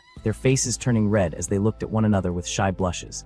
And finally, after 3 days, Taesu was able to get alone time with his crush. He was planning to kiss her and confess to her right now and maybe do more if she's down for it, and the viewers are also ready for this moment. But then Mia blocks everyone by coughing to get their attention. Using her usual delinquent tone, she calls out, "Hey, if there's nothing wrong with the car, why don't we get going? I'm tired. I'd like to get home and rest as soon as possible." And they both get flustered and Haisu covers her face in embarrassment, and Hyun agrees with Mia saying, "Wasn't it just some gravel getting kicked up? Even from here the windshield looks fine." Then holding back her anger, she asked whether she should call the insurance company for her, and Taesu, nervous, apologized to Haisu, saying that he stumbled by accident, and Haisu just shrugs it off, saying it's fine and that the car seems okay, and in the end, nothing happened because of those two unwanted guests, and Mia looks outside and grumbles, saying, seriously. If I had known this would happen, I would have taken the bus no matter what. I just assumed it would be full again, and Hyun then suspiciously asks, really, you didn't avoid the bus on purpose? And this catches Mia off guard and she questions what she means by on purpose, and feeling a bit embarrassed, Hyun explains saying, Unnai, what I mean is if you still have lingering feelings for Oppa and just use the bus as an excuse to stay with Taesu. Didn't you miss the bus on purpose? Even though you said you're not interested in Oppa anymore, you said it was all over. And seeing her cute expression, Mia couldn't help and hugs her playfully, saying, Oh, are you sulking, Hyun? Are you upset with your Unnai? And Hyun gets hella embarrassed and asks what she's doing all of a sudden, and Mia then smiles saying, Don't worry, it's definitely not like that. I clearly told you last time we met, right? Coming to this university was purely by chance and I didn't really plan to meet again. And Han gets surprised and Mia clarifies saying, If you don't believe me, it's been 5 years already, hasn't it? Dating that guy. It was just a brief thing during middle and high school, and I haven't seen him in so long that I have no particular feelings anymore. So you don't have to worry about me. And Haeun pouts and asks whether she's saying the truth, and Mia smirks, saying, If you don't believe me, should I help you out? And she whispers to her ear saying that so she could get together with Han Taesu. And Han becomes super red and asks whether she's serious, and Mia responds saying, Have you been deceived all your life? Just say the word. I'm really offering to help, but you know, I've been curious since I saw you in front of his room before. Does Hyun really not know that you like him? Everyone else seems to know though. Have you ever confessed? And multiple arrows pierce Han as she gets slapped by reality, and she hesitantly says, as you know, Unnai, Oppa had been tutoring me since elementary school. Maybe that's why he still only sees me as just his student or as a younger sister, like he feels guilty about it, and he's sorry. And hearing this, Mia laughs her ass off, asking whether it's really the reason for it, and Hyun, feeling embarrassed, yells at her to not laugh, and meanwhile, Taesu and Haisu wonder what's going on, and Mia apologizes to her and says, Don't worry. Don't we know already how rigid he is? If it doesn't work after 10 times, then try 100. Then she concludes saying, Well, that's that. But first, she points to Haisu outside and says that should be tackled first in her opinion. And it appears that these two are plotting something nefarious against our poor student council president. But Taesu and Haisu didn't know what conversation was going between the two gremlins inside the vehicle. The scene now shifts to a week later. The semester had begun and our boy sees Mia with her hair loose and fully decked out with drip. It appears that after MT, she had decided to drop the nerdy gig and be the boss girl she is, and she had become a central figure among the freshmen. And Yoonji keeps nagging her constantly, asking to go to class together, and Mia simply tells her to stop following her. But Yoonji holds her arm and says she's the only one for her. Mia comments that she's quite the bold one, and seeing this, Taesu thinks that Mia has a strong personality, especially considering everything she did, especially to Yoonji, who was the culprit. But Yoonji has started to stalk Mia like a creepy love-struck fanatic. Apparently, she fell head over heels for Mia's cool and charismatic side that day, and Yoonji asks whether she wants to try streaming once since she is so cute, and Mia declines it, saying she's not interested, and since the incident. Mia has stopped with her tacky, nerdy disguise, and when asked why, she says that her sunbees said they'd be waiting in front of her house every morning, offering to help her style if she couldn't do it herself. But our boy, suspicious, doesn't buy her excuse, he thinks. Why didn't she bother dressing up before? Her taste is one thing, but she didn't seem like she couldn't dress well, like when we met at the police station. And then suddenly, a cheerful voice can be heard. And in the next moment, Hyun jumps on our boy, calling him her Oppa, and she asks whether the classes are over and he affirms. And she says that he doesn't have work tonight either. And she cheerfully asks whether he wants to go see the flowers together. She saw them bloom beautifully along the path in front of the school. That's why she wants to see it together. And our boy thinks that Hyun has suddenly been clingy recently, and wonders whether she has been proactive like this before, and then he gets an idea about her offer to watch the flowers. The scene now shifts to sometime later, and we see a board stating that instant photos are for sale for only 5,000 won, and Taesu stands proudly as he had found a way to make more money, while poor Hyun has gotten scammed and is being used as free labor for his business. And she questions what this gig is all about. All she wanted was to view flowers together, and our boy sheepishly says, Actually, during the photography club event in my freshman year, I won an instant camera and 30 film rolls. But I've noticed that depreciation hits pretty hard if sold secondhand, so I had it stored in my cabinet and completely forgot about it. But when you mentioned flower viewing, this came to my mind. Plus my part-time job slot was free, and Hyun was flabbergasted by this revelation, and Taesu then thanks her, reminding that this was possible all thanks to her, and this causes Han to lighten up as he had praised her just now, and she thinks that it's okay as long as she thinks it positively. This is also a type of flower viewing. It's not like I didn't know what kind of person he was when I started to like him. And she then stands up and shouts saying, Come step right up. Get your lovely instant photo taken. Just 5,001. You don't get this chance every day. Then she tells Taesu that if they finish early, he has to go see the flowers with her, and he agrees to her deal, and she cheerfully does her job while thinking if 10 times doesn't work then 100, no 1,000 times. My heart has always been steady like this, and it will continue to be. But then suddenly a girl approaches them asking whether it's 5,001 per shot, and Han's happiness comes to an end as she recognizes that voice. It's none other than Dabin, the famous celebrity gamer, and she asks if it's okay if she chooses who she wants to take a picture with. And it appears that this chick wants to take revenge by seducing our boy. And Han remembered the moment she realized she truly liked him. That moment was probably back when he was still dating Mia. The scene shifted to the present where Taesu was busy taking photos of everyone. Each person posed in their own way, most being playful like Dabin, while Hyan's expression stayed sulky. And afterward, Dabin looked through the pictures and was impressed by Taesu's skill, saying he was really good at taking photos. And she asked if he had learned it somewhere or if he had a special trick. And Taesu said he just took them randomly, adding that maybe the model looked good, and Dabin smiled and teased, asking if he was flirting with her, calling him Oppa, and hearing her say that made Hyan furious. And Dabin then said, "Earlier, you said you weren't comfortable taking pictures together. Was it because you were shy with so many familiar faces around? If that's the case, it's not too late, or we can go somewhere else and take one." And watching Dabin flirt with Taesu broke Han's heart. And at that moment, Mia placed a hand on Dabin's shoulder and said she suddenly wanted milk tea and cake, reminding Dabin about her promise to treat her as an apology for before. And Dabin panicked, saying she was busy, but Mia insisted, reminding her that she had promised to buy it whenever she wanted. And Dabin tried to say she wouldn't skip a promise, but asked if they could do it next time. And Mia smiled sweetly, though her eyes said otherwise, and declared that she wanted it now. And Dabin trembled and gave in, saying if her Unnai wanted it now, then that was fine, and Mia thanked her, said she loved her. And as they walked away, she turned back, winked at Hyan, and told her not to be nervous, reminding her that confidence is the key for a woman to make a man fall in love. And Hyan realized that Mia had taken Dabin away on purpose so she could have some time with Taesu, and tears of joy filled her eyes as she took a deep breath, thinking she was right. She told herself not to lose courage. If 10 tries weren't enough, then she'd try 11. A woman should always stay confident. And gathering her courage, she told Taesu they should use the rest of the film, just the two of them. But right then, Haisu appeared and greeted them. And seeing her made Hyan's face drop, because Haisu was the woman of Taesu's dreams. And Haisu said she had heard from others about the cherry blossom photo shoot. And she mentioned she brought the whole department, and since there were many people, it might take a while.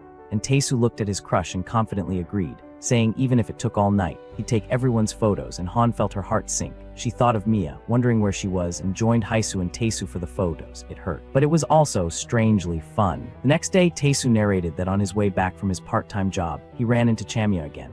He saw her on the walking trail that had recently become famous as a couple's spot. And he froze, of all places, why there, and he wondered if he should take another path. She looked like she had dressed up more than usual, so he thought she might be on a date. But when he looked closely, she was confidently posing, taking silly selfies in strange ways, and she looked beautiful while doing it. And seeing that, he realized she probably wasn't on a date, and he remembered being surprised at how Mia had turned into a model student after the semester began. According to Hyan, who shared several classes with her, Mia's popularity was insane. She was pretty, which drew attention, and her straightforward personality made everyone like her. Though she kept some distance, it gave her a mysterious charm that made people want to get closer. And he admitted to himself that he wasn't the only one who thought that way. Her style was one thing, but her beauty was undeniable even now. People couldn't stop glancing at her, and he thought about how things had changed since that night. Mia no longer seemed to avoid him, though they weren't close. She still addressed him as Sunbi, and they greeted each other when they met. And she had told him that since they would run into each other for a while, there was no need to make things awkward. And looking back, he realized he had been overly conscious of her. They could have just laughed it off and spoken casually. But now he understood there was no need for that anymore. Although she was still as unpredictable as ever, he realized he didn't need to be the one to make the first move to acknowledge her. Every time he got involved with her, it led to tiring situations. Whatever she was up to, he thought he should ignore it and return home to continue farming. But then he saw two guys approach Mia, and at first he thought they might be her friends. But then he heard Mia telling them that she already had company and that they should try hitting on someone else, and he realized they did not know each other. And the guy suggested they all have a drink together at a nearby bar they knew, but Mia told them she had already said no. And when the men continued to pester, Taesu considered stepping in but hesitated. He reminded himself that she had said she had company and wondered if he really needed to interfere, worrying that if something went wrong, he would get dragged into trouble. And at that moment, Mia suddenly came over to him and told the two men that she was currently in a budding relationship with this guy right here. And she grabbed Taesu's hand tightly and asked the men not to disturb them. And Taesu was left shocked by Mia's sudden behavior. Her unexpected act left him frozen, his thoughts echoing in disbelief as he wondered what on earth Mia was thinking. But before he could react, Mia leaned closer and whispered for him to just play along, promising that she would owe him one later. And Taesu stared at her in confusion, realizing she had blurted something out without thinking again.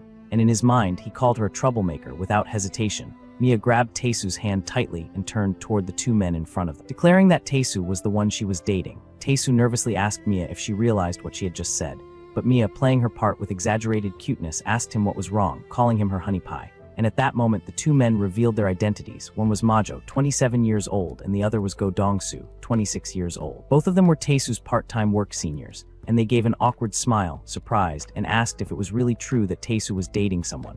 And Taesu covered his face, clearly embarrassed, and clarified that these two were his seniors from the same part-time job. And Mia was startled by the revelation, realizing the coincidence, exclaiming in frustration that this was happening again. She reminded him that something similar had happened before, wondering why everything always turned into a mess whenever Taesu was involved. And meanwhile, Yoonji was walking down the road holding an ice cream when she noticed Taesu and Mia together. Seeing them standing close, she froze in surprise, and Daejo then held up his camera, urging them to move closer, and Donghua grabbed them both and pushed them side by side, teasing that they should act like a couple in a budding relationship.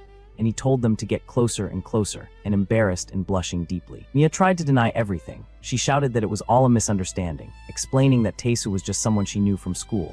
She said she had only tried to escape because she thought she was being hit on, but Dong-soo ignored her and told her to just get closer, pretending to understand but still pushing for the picture. And Mia grew frustrated, asking if they couldn't hear what she was saying. And at that moment, Taesu suddenly took her hand and Mia looked at him, shocked. As he quietly explained that it was useless to argue, it was spring, the season of love, and people around them were already in a dating mood. He told her that no matter what they said, those guys would still link everything to romance, and he reassured her that they were not bad people. And Dong-soo and Daejo cheerfully took their pictures, laughing about how cute the two looked together. They seemed proud, calling themselves matchmakers and saying another couple had been created by their hands. And Mia, still blushing, quietly admitted that it did seem that way, saying that if he insisted she could take a few photos with him. Her tone made it sound as though she were doing him a favor, and Taesu noticed it and complained about her tone, to which Mia smiled sweetly and said she was only joking. Her playful smile made him blush, and Mia then added that there was no special reason behind taking the photos.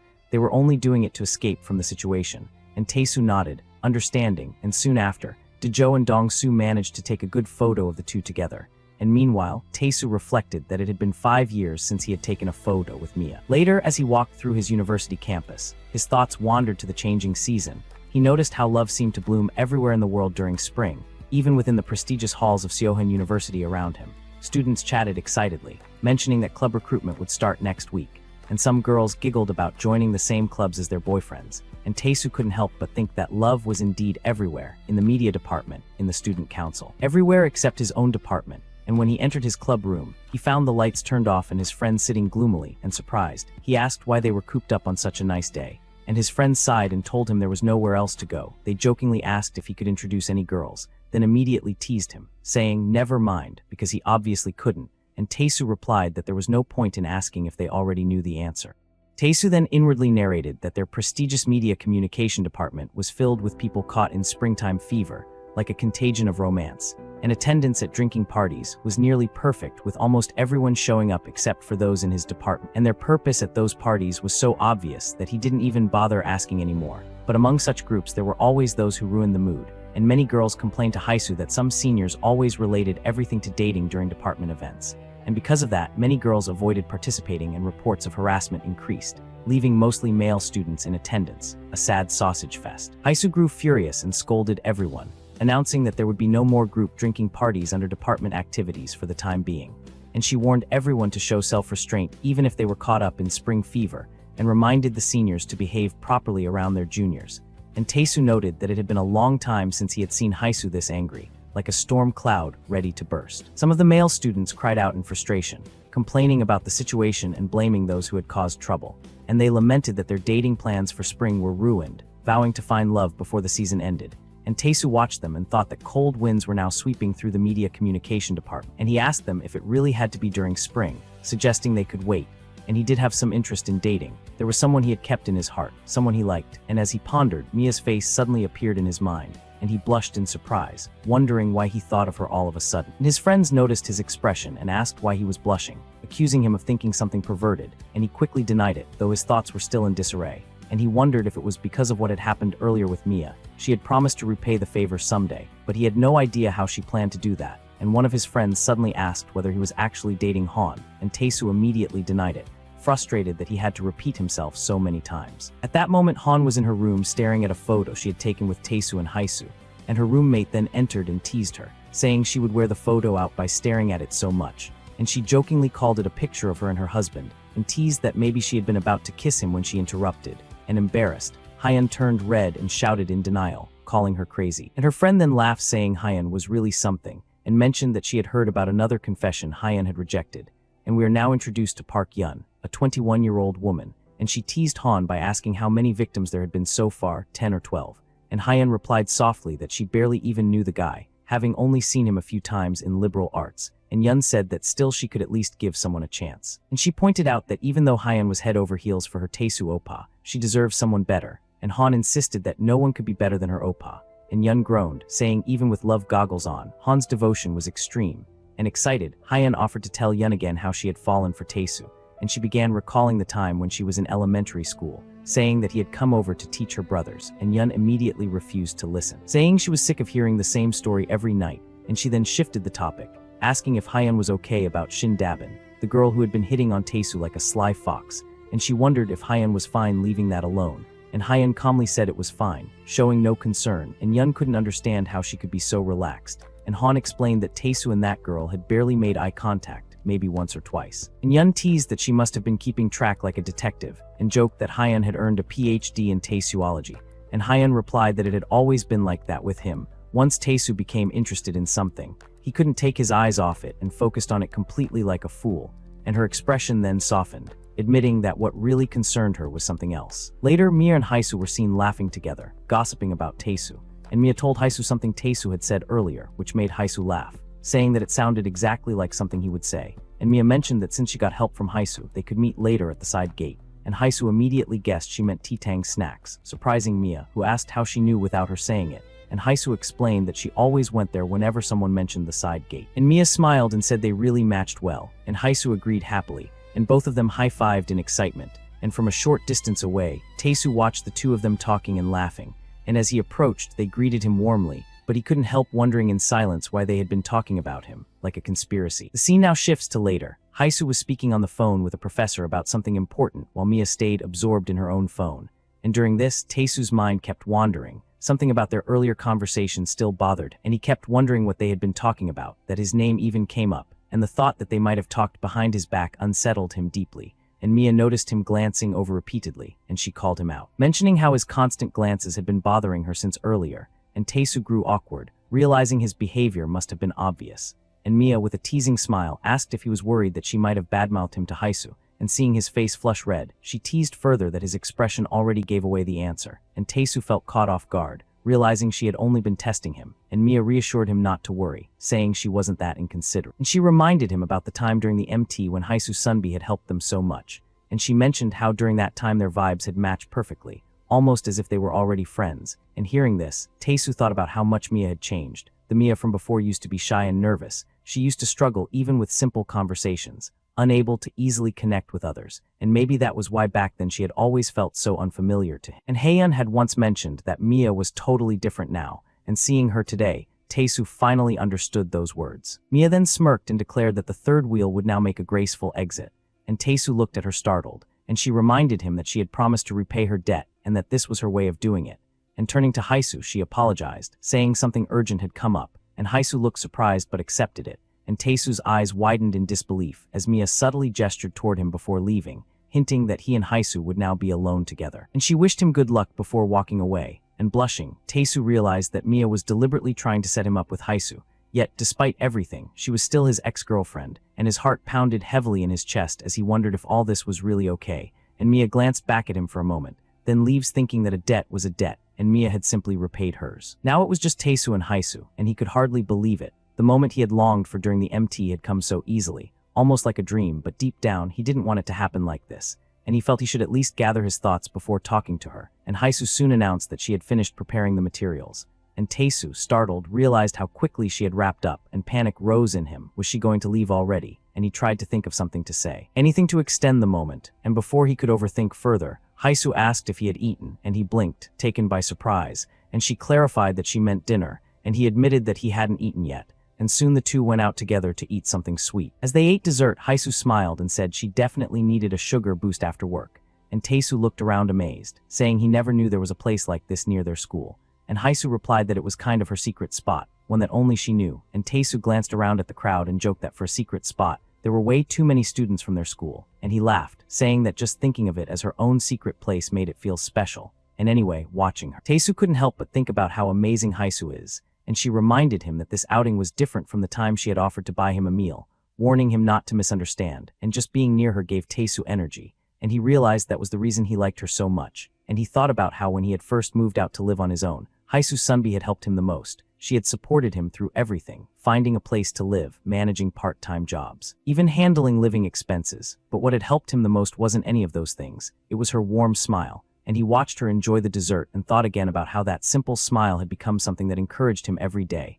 And he had once planned to confess his feelings right after being discharged, but life had kept getting in the way. Last year, he had been too busy taking care of Han, and this year, Mia's return had complicated everything again. And when Haisu noticed him lost in thought, she asked if something was wrong, and he quickly brushed it off, saying something had just gotten into his eye. And then she mentioned that Mia had told her there was something he wanted to say, and she said she had been waiting, wondering if he might have forgotten. And in his mind, Taesu cursed Mia for always meddling unnecessarily, and he knew exactly what he wanted to tell Haisu, that he liked her and had always liked her, and in his imagination. He confessed everything, admitting his long-held feelings, but the truth was, it never left his thoughts, and in reality, he couldn't bring himself to say a word, and he thought that if he really had the courage to confess, he would have done it long ago. And he also knew Haisu was always kind to everyone, not just to him. And what if he had misunderstood her kindness? And what if he confessed and she felt awkward or turned him down? And the thought of her rejecting him or saying she liked someone else made his chest tighten. And then Haisu asked about the meal she had mentioned earlier, and he seemed almost amused that this was all he had wanted to say. And Taesu, still nervous, thought that if she rejected him, he wouldn't be able to sleep for a month, maybe even a year. And Haisu then suggested having meat together after the midterms and mentioned that Han liked it too, and Taesu agreed quickly, pretending to laugh casually. Feeling stiff and nervous inside, and he wondered why he always froze up in front of her still, he reminded himself that sometimes the faster you go, the more careful you should be, and he thought about how Haisu was supposed to have graduated already, yet she was still here. And maybe this was fate giving him one final chance. And then Haisu calls out to him, and he asks what, and she gets closer to his ice cream and asks for a bite, and Taesu blushes as her plump lips touches his cone. Later walking home, Taesu smiled brightly to himself, thinking he should treat Chamia to a meal next time for helping him have a wonderful day with Haisu, and he couldn't hide his happiness, and a little girl nearby pointed at him, laughing at the way he was running, while her mother hushed her and told her not to stare at strange people, and Taesu didn't care, his heart was light. And he thought about how he had just finished what felt like a pleasant date with Haisu Sunbi, and wondering if Mia was asleep. He considered getting her something from the school cafeteria, but on his way back, he saw Mia sitting alone at the corner of the road, and she looked drunk, her face flushed and her movements unsteady, and Taesu stopped in his tracks, and he called out her name, and when Mia saw him, she smiled faintly and greeted him. Meanwhile, at the university pub street, Dabin shows her phone and yells, "Seriously, what the heck is with this guy? Isn't Taesu really even a man? Why is he resisting my charm?" And Yoonji awkwardly says, "You're still trying, you're persistent too." And Dabin claps back, telling her to shut up and that she's a hidden camera monster. And she explains that no matter how many times she tried to approach him first, he says he has a part-time job and on texts, he almost never replies. And even when she tried to sit next to him in class, the two students apologized to her, saying that it took them a week to reserve the seat, and that it's the cheapest way to get Han Taesu's notes. And Dabin is flabbergasted that he even sells the seats next to him for some ridiculous price. And when she asked him about his day off, he said that he doesn't have one and that he attends school without his parents' support. So even while working 7 days a week, he can barely get by, and Dabin shouts saying, "What's with this? I have to earn my tuition fees crap." And Yanwu then says that at this point she should just see it as being rejected. And Dabin grumbles that if he's going to make an excuse, he should make it more convincing. And she starts crying that no one's ever treated her like this until now. And Yanwu then tells her not to say that so carelessly since it's a cliche in manga how fake love turns into real love. And she then warns her saying, "Didn't our Sunbi warn us beforehand that he's decent looking but his personality is seriously flawed? When women say things like that, it usually means he's seriously trouble. Also, if her intention was simply to keep us in check, she wouldn't have said he's decent looking, right?" But Dabin confidently says, "Even so, it doesn't seem that he isn't interested in me." And Yanwu looks awkwardly and asks where the heck her confidence is coming from. And Dabin then thinks about it, saying, maybe he actually has someone he's dating. You know, that acorn-like girl who's always sticking by his side. And Yanwu asks if it's Han Sunbi, and Dabin affirms, and hearing this, Yoonji buds in saying, "I'm not so sure about that." And the two look attentively at her as she says, "Actually, I saw something quite interesting a few days ago, folks. I think this is about Mia and Taesu openly taking pictures together like a couple." The scene now returns to Taesu's apartment, and he stares at someone in his room, and we see that he had brought Mia into his room, and she's sleeping on his bed like it's her own house. And Taesu could only wonder what he should do now, and Mia then rolls to the other side and lets out a naughty sound, probably having some sussy dream, and Taesu stares at her thinking, I know that anyone seeing this situation would definitely misunderstand, but if I could just explain myself for a moment. It was an unavoidable situation. How could I leave her sleeping right in front of the door and just go inside? And he then recalls what had happened. He had asked Mia why she's outside, to which she had cried saying that she can't go in, and he had asked why, to which she explained that while she was drinking a bit while watching a movie in her room, she had seen something crawl towards her, and it had been a cheeky cockroach which wanted to mate with her. And she had screamed by this, and then the cockroach had disappeared into her bed. Therefore, she insists that she's going to sleep outside. And then Taesu had somehow managed to drag her to her doorstep, but she didn't enter her code, so basically, that's how she ended up in his house. And Taesu then puts her jacket on a hanger and thinks, how much did she drink to pass out like that, unaware of her surroundings? Lucky I found her. What if something had happened while she was sleeping outside? And he then looks at her and wonders why she's changed so much and what on earth she's been through, and then he stares at her jacket and thinks, looking at these, you've grown a lot. Almost 10, no, about 15 centimeters taller. No wonder Hyun said you looked like a different person. You were about the same height as Hyun before. What did you eat to grow like this? No. More importantly, what are you trying to do? Why are you so eager to pair me up with someone else? Last time it was Hyun and this time it was Haisu. Aren't you being too obvious? Do you dislike me so much that you want to keep me away like this? But if you disliked me then back then, why did you? Or could it be that despite what you say, you still have lingering feelings for me? And he then shakes his head, saying, no, that's definitely not it. If she still had feelings, why go through the trouble of pushing me away? Someone with lingering feelings wouldn't say those things. And he recalls what she had said to him during the MT, that if they hadn't met again, things would have just been better. And Taesu thinks it kind of feels like maybe I'm the only one stuck in the past, while she has started acting like nothing happened between us. Is it time for me to let go too? And the Mia I liked, the Mia I loved from those days, only exists in my memories now. And then he hastily enters the washroom and turns on the shower, soaking his clothes, and then he says, all right, I've gotten over it. From now on, I'll also treat her strictly as just another junior. Maybe I've been too conscious of her since she wasn't paying any attention to me. Being the only one who cares just makes me feel like I'm losing. And he wipes his hair, saying, there's someone much more important to me than she is now, isn't there? Aisu Sunbi, she's the one who erased the word cost-effectiveness from my mind when I thought dating wasn't worth it. And he then recalls some students say that there are more than 100 people he had rejected. And another student asks whether Haisu is that famous Sunbi for being a fortress. And they joke that if Haisu Sunbi dates before graduation, then they'll donate 100 million won to the department. And in present, Taesu thinks my opponent is the fortress goddess of Medicom department. And I didn't stoop so low as to cling to someone who said she didn't like, but if she decides not to care about me anymore, then I too will stop caring about. She's so carefree after turning my heart upside down. At least I don't have a night shift today, so I can game until I feel like going to sleep. And then he notices her making a weird sound and he sees that she's about to puke. And our boy starts to sweat bullets, pleading her not to puke. And he wonders whether he should just leave her outside after all, and he then decides to endure it, saying it's just for today, and that she'll probably wake up in a couple of hours at the latest. And suddenly Mia pulls up her t-shirt and exclaims that it's hot, and seeing this, Taesu gets flustered, thinking, what the hell, why did my heart skip a beat? I literally just cooled my head and told myself not to think about her. It's fine. It's not like this is the first time I've seen her with her belly out. I've decided not to care whatever she does, and then he hears her puking and his nightmare comes true, and he then wraps her in a blanket and takes her out of his room while saying, well, in any case, she's the one who said she didn't want to owe me anything, and she's also the one who told me not to meddle in her business. It's not like I'm kicking her out because I'm conscious of her. It's just. But then he hears a female voice calling out his name, and Taesu freezes as he recognizes that voice. And Haisu looks at Mia and asks Taesu on what he's doing. Folks, I think bro is cooked. The scene now shifts to later. Mia stirs awake and is confused for a moment, and she stares at the shady man near her, and the guy turns with tears and asks if she had a nice dream. And she blushes furiously and asks what Taesu is doing in her room. And then she looks around in confusion and realizes that they are in the hallway. And she notices the blanket around her and then looks at him and asks why he's crying. And he pulls the blanket away saying, if you're awake, I'll take the blanket back. And then he says, you said before that we should keep our distance, right? And Mia in confusion affirms, and he replies saying, I think you were right, I think the same. I'll settle the bill for today's matters tomorrow. And he startles her by slamming the door shut, saying, from now on, whether you pass out in the street or not, I won't care at all. And Mia ruffles her hair and wonders what that's even supposed to mean.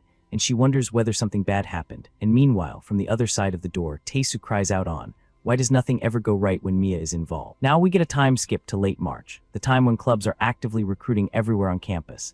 And as Taesu walks along the university, the students talk to each other about joining a club and they mention that there are so many clubs in this school. And just then, Taesu looks surprised as he sees Mia right in front of him. And they both mutter, there you are again. And it appears that their attempts at social distancing still isn't going so well, and Taesu sarcastically says, oh, look who it is. Isn't this my junior Cha Mia who boldly promised to set me up with Sunbi, but then ruined it at the crucial moment.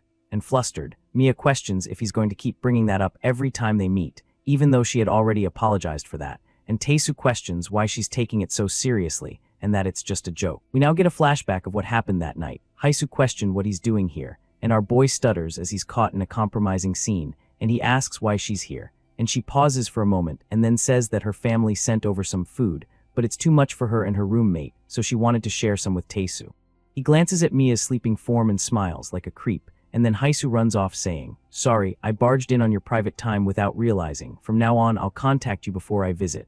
And seeing this, Taesu desperately calls out her name and says, "It's just a misunderstanding," but she just leaves. Classic. The next day, he brought Mia to Haisu and explained the situation properly, stating that she's his neighbor, and when he saw her drunk and laying outside, he took her in, because leaving her there would have been cruel. Later, Taesu asks Mia if she had insomnia, and she replies saying, "Not quite insomnia, but I haven't been able to sleep well lately, so I've been having a drink alone before going to bed. I've never blacked out before in my life, I'm really sorry, it was my mistake. I don't even remember what happened in the room." And her face then becomes red as he says, "So you're saying that because you don't remember, I shouldn't charge you, you want to pretend it didn't happen." And flustered, she throws items at him, saying, "Just charge me down to every last cent, but if you go around blabbing about last night, I won't let it slide, I'll come with a lawyer, got it?"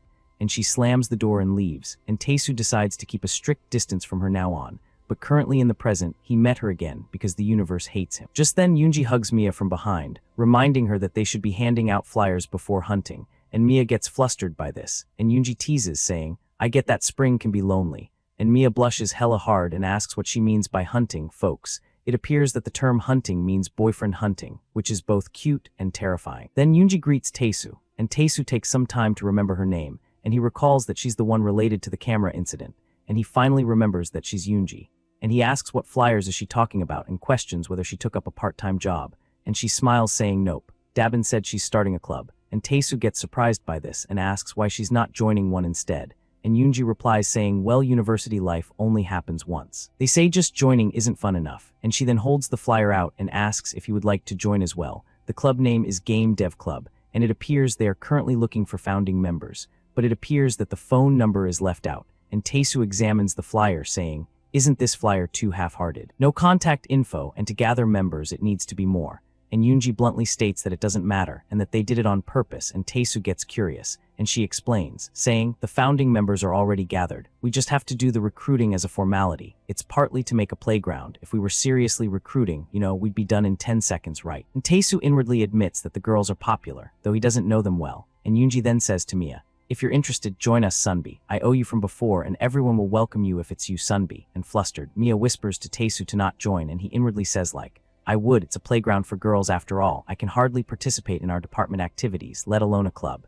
And Yoonji then picks a leaf from Mia's hair, and with a gentle smile. She jokes that she's clumsy, and seeing this, Taesu inwardly says, "Still, they're pretty impressive, after what happened at the MT for them to be so friendly. I wonder if it's because I've started to become conscious of her, seeing her like this. It really feels like she's grown so much. It feels like I'm really starting to see her as a different person, which doesn't even make sense. Her face and voice are the same, so how can she be someone else?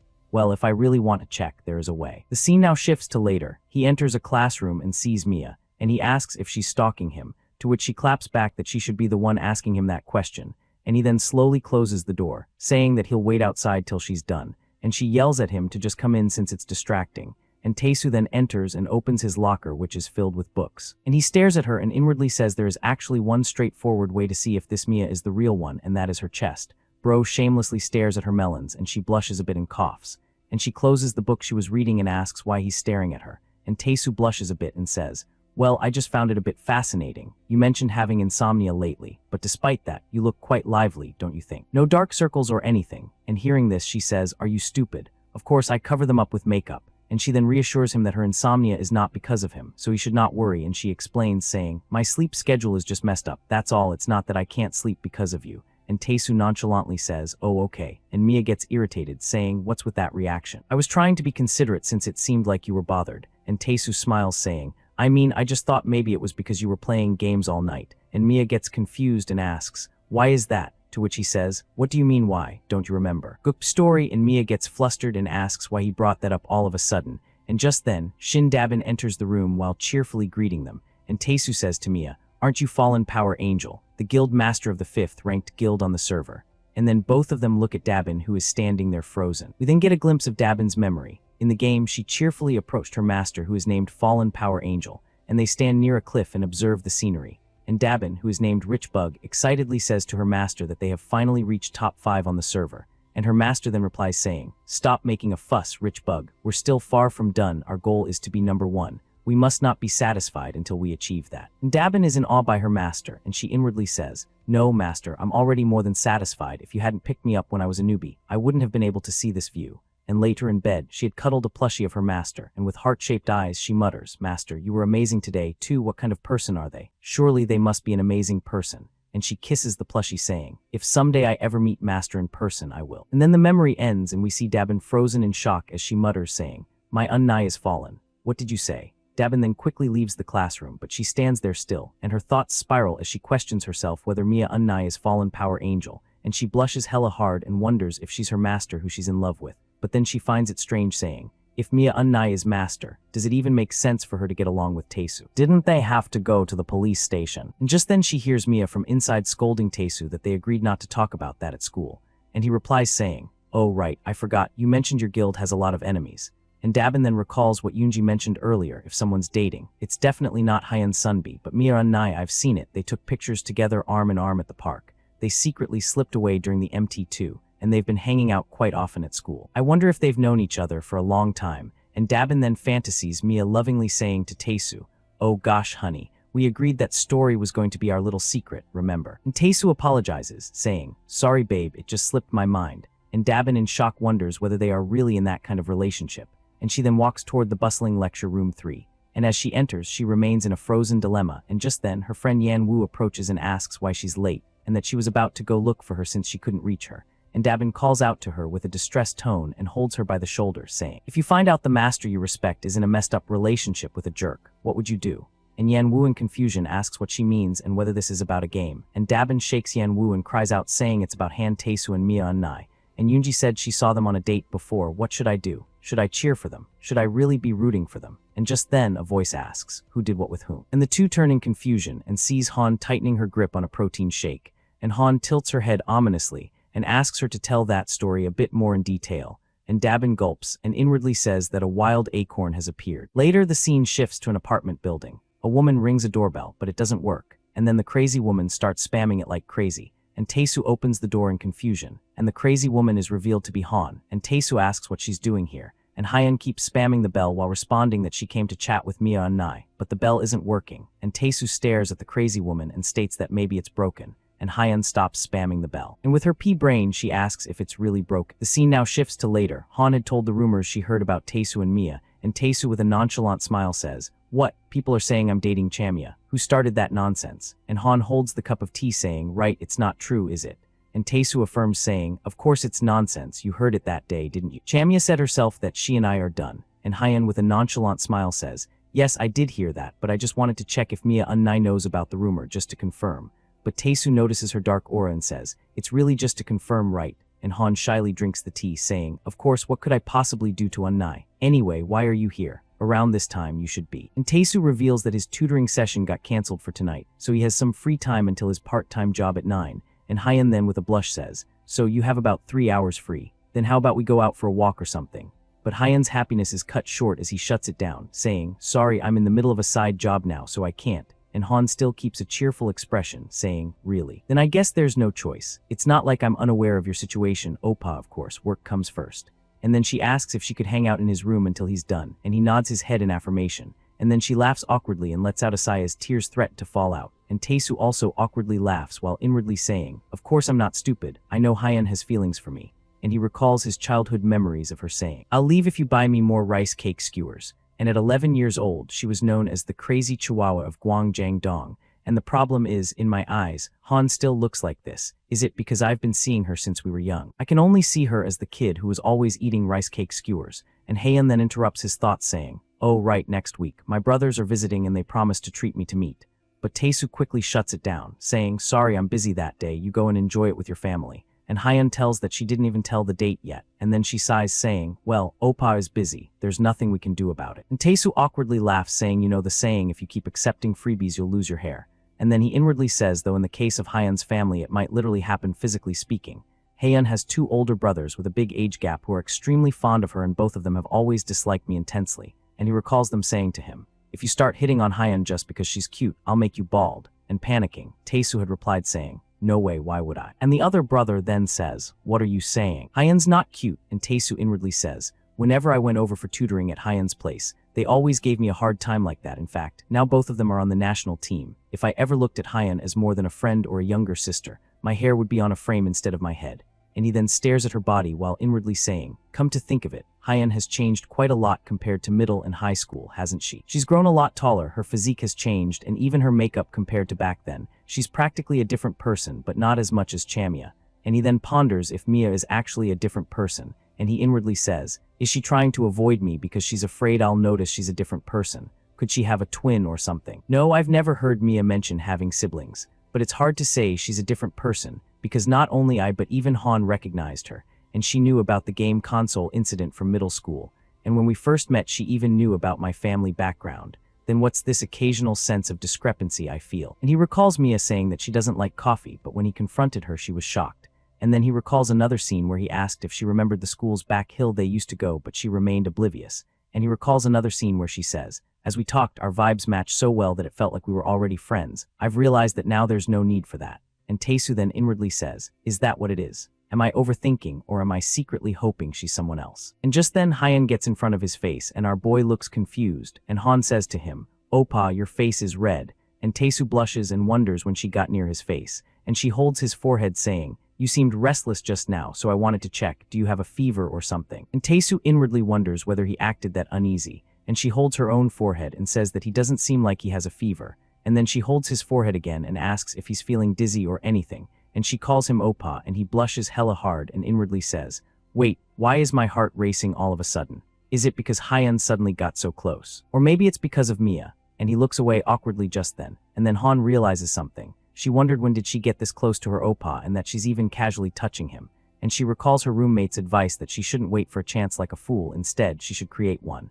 And she says that if she were as cute as Haeun, she'd just kiss him and make it a done deal. And Haeun blushes hard and wonders why she suddenly remembered that. And the atmosphere turns intimate as Taesu calls out her name in a lower tone, and Han calls him Oppa, and her body gets moist, and she inwardly says, "Am I maybe thinking this is a chance, or am I anxious?" And she recalls Mia offering to help her get together with Taesu, but she immediately rejected it, and she had told Mia that she doesn't need help, and even without that, she'll win Oppa over with her own strength. And then in the present, she inwardly says, despite confidently saying that to Mia, "Am I frustrated with myself for not being able to do anything?" And Taesu clicks the keyboard randomly and calls out her name again, and Han gets closer to his lips, ordering him to just wait for a second.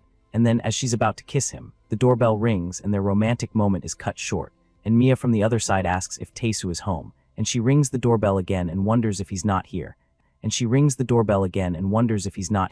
And Haeun covers Taesu's mouth as Mia says it's strange since she heard keyboard sounds coming from the room. And Taesu couldn't breathe as Han has pinned him and is covering his face, and he tries to say that he can't breathe, but she just tells him to stay silent, and it appears that her yandere personality is active right now. And Mia, oblivious to this, says that she wanted to tell him that she opened a package by mistake because it was delivered wrongly, but there is no response from inside, so she decides to leave, saying that it's fine and that she'll explain it at school tomorrow. And then, as the coast is clear, Haeun lets out a sigh of relief, saying that was a surprise popping out of nowhere, and then she looks down at our boy and asks if he's okay, and then she screams out, "Oppa." He's foaming from the mouth, and she accidentally killed her own childhood friend, and Taesu inwardly says that this is the final reason why he can't date her, and she cries out loud and shakes him back and forth, asking if he's alright, and he inwardly says, "Just a year ago, a lot of people criticized me for not understanding Haeun's feelings, but now everyone says this." And we then see what the others said. His friend who is drunk tells him that for the sake of mankind, he should hold on to Han. And another friend says that she is just too much to handle,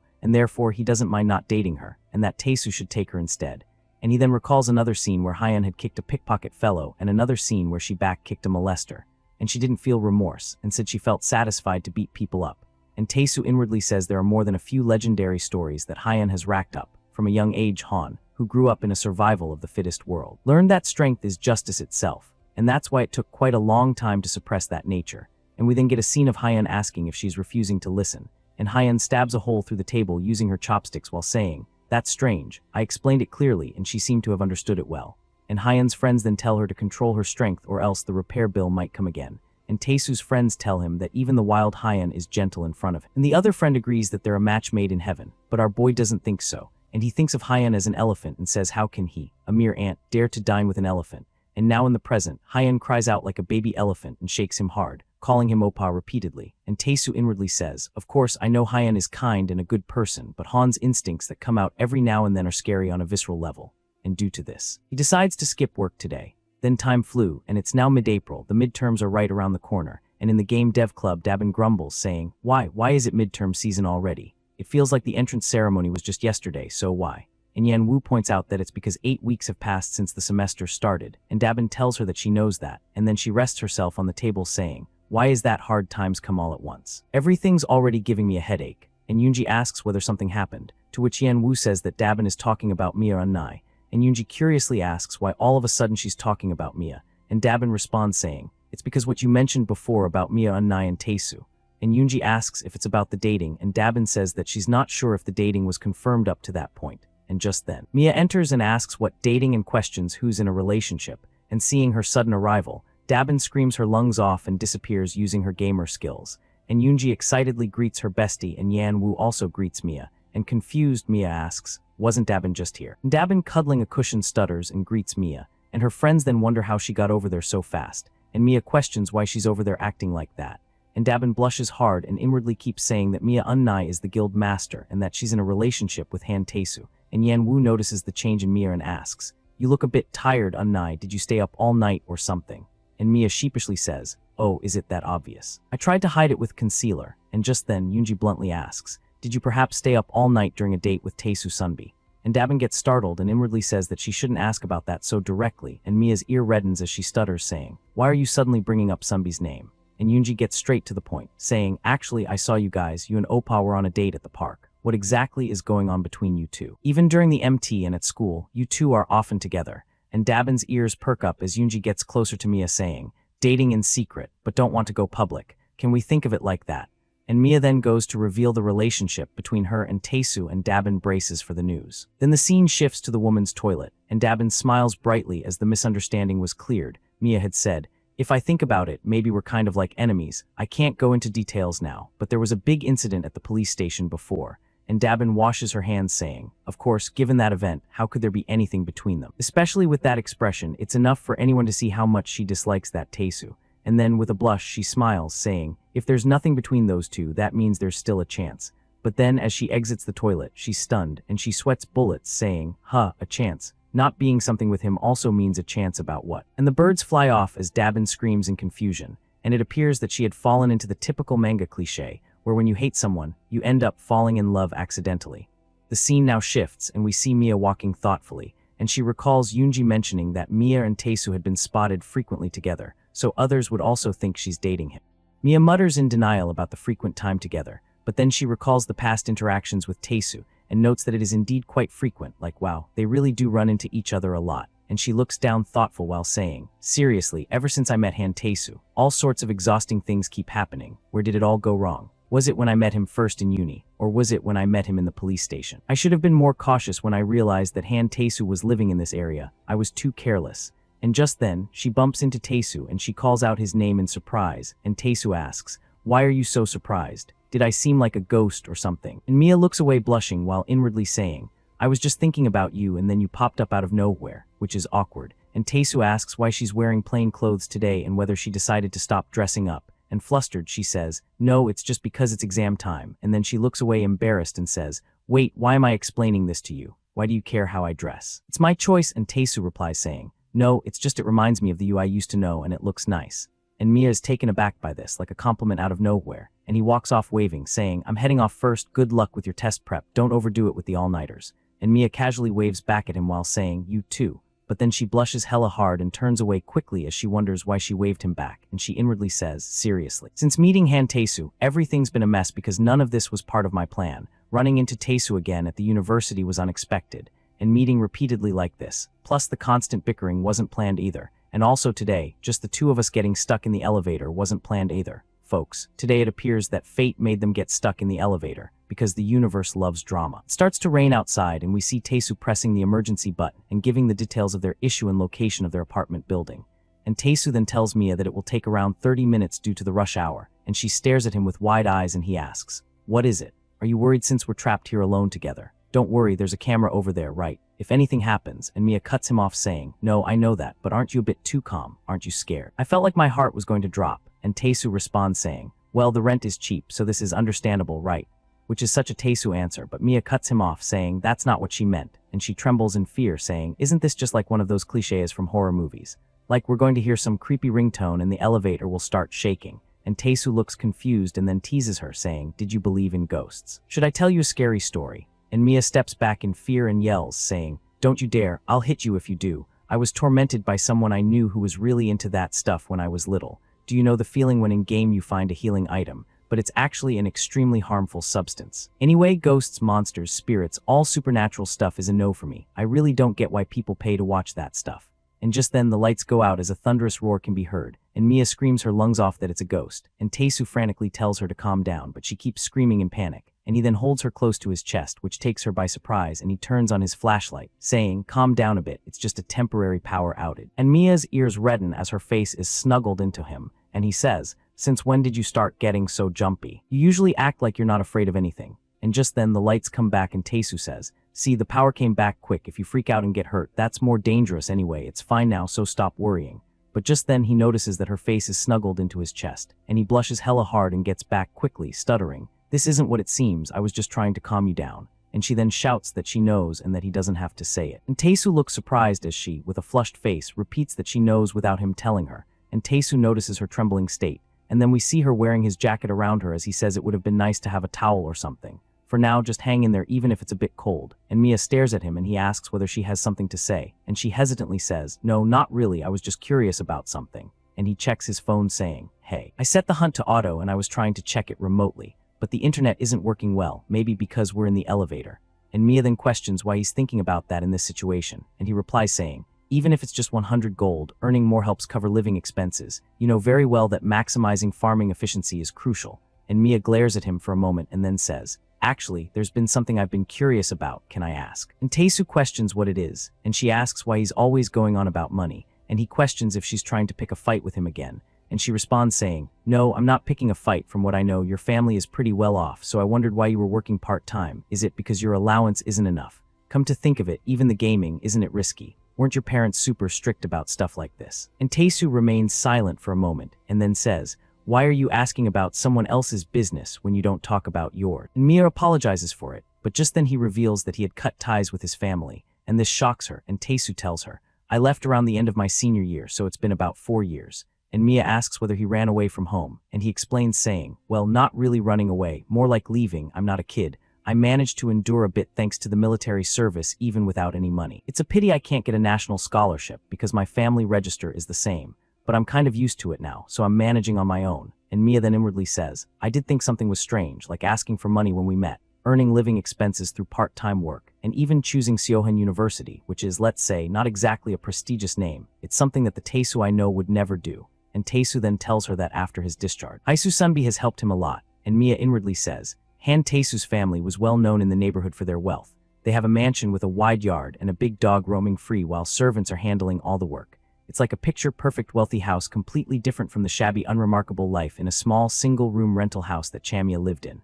And Mia apologized to Taesu, and he confused asks what's with that all of a sudden. And she explains, saying, "Back when we first met again, I complained a lot to you, didn't I? Calling you out for being more spoiled than rich guys or whatever." And she covers her face in embarrassment, saying, "I thought you became a snob who was just trying to mess with me on purpose, sorry." And Taesu then smiles awkwardly and says, "Well, I'd be lying if I said I didn't have any feelings like that, but don't worry too much about it.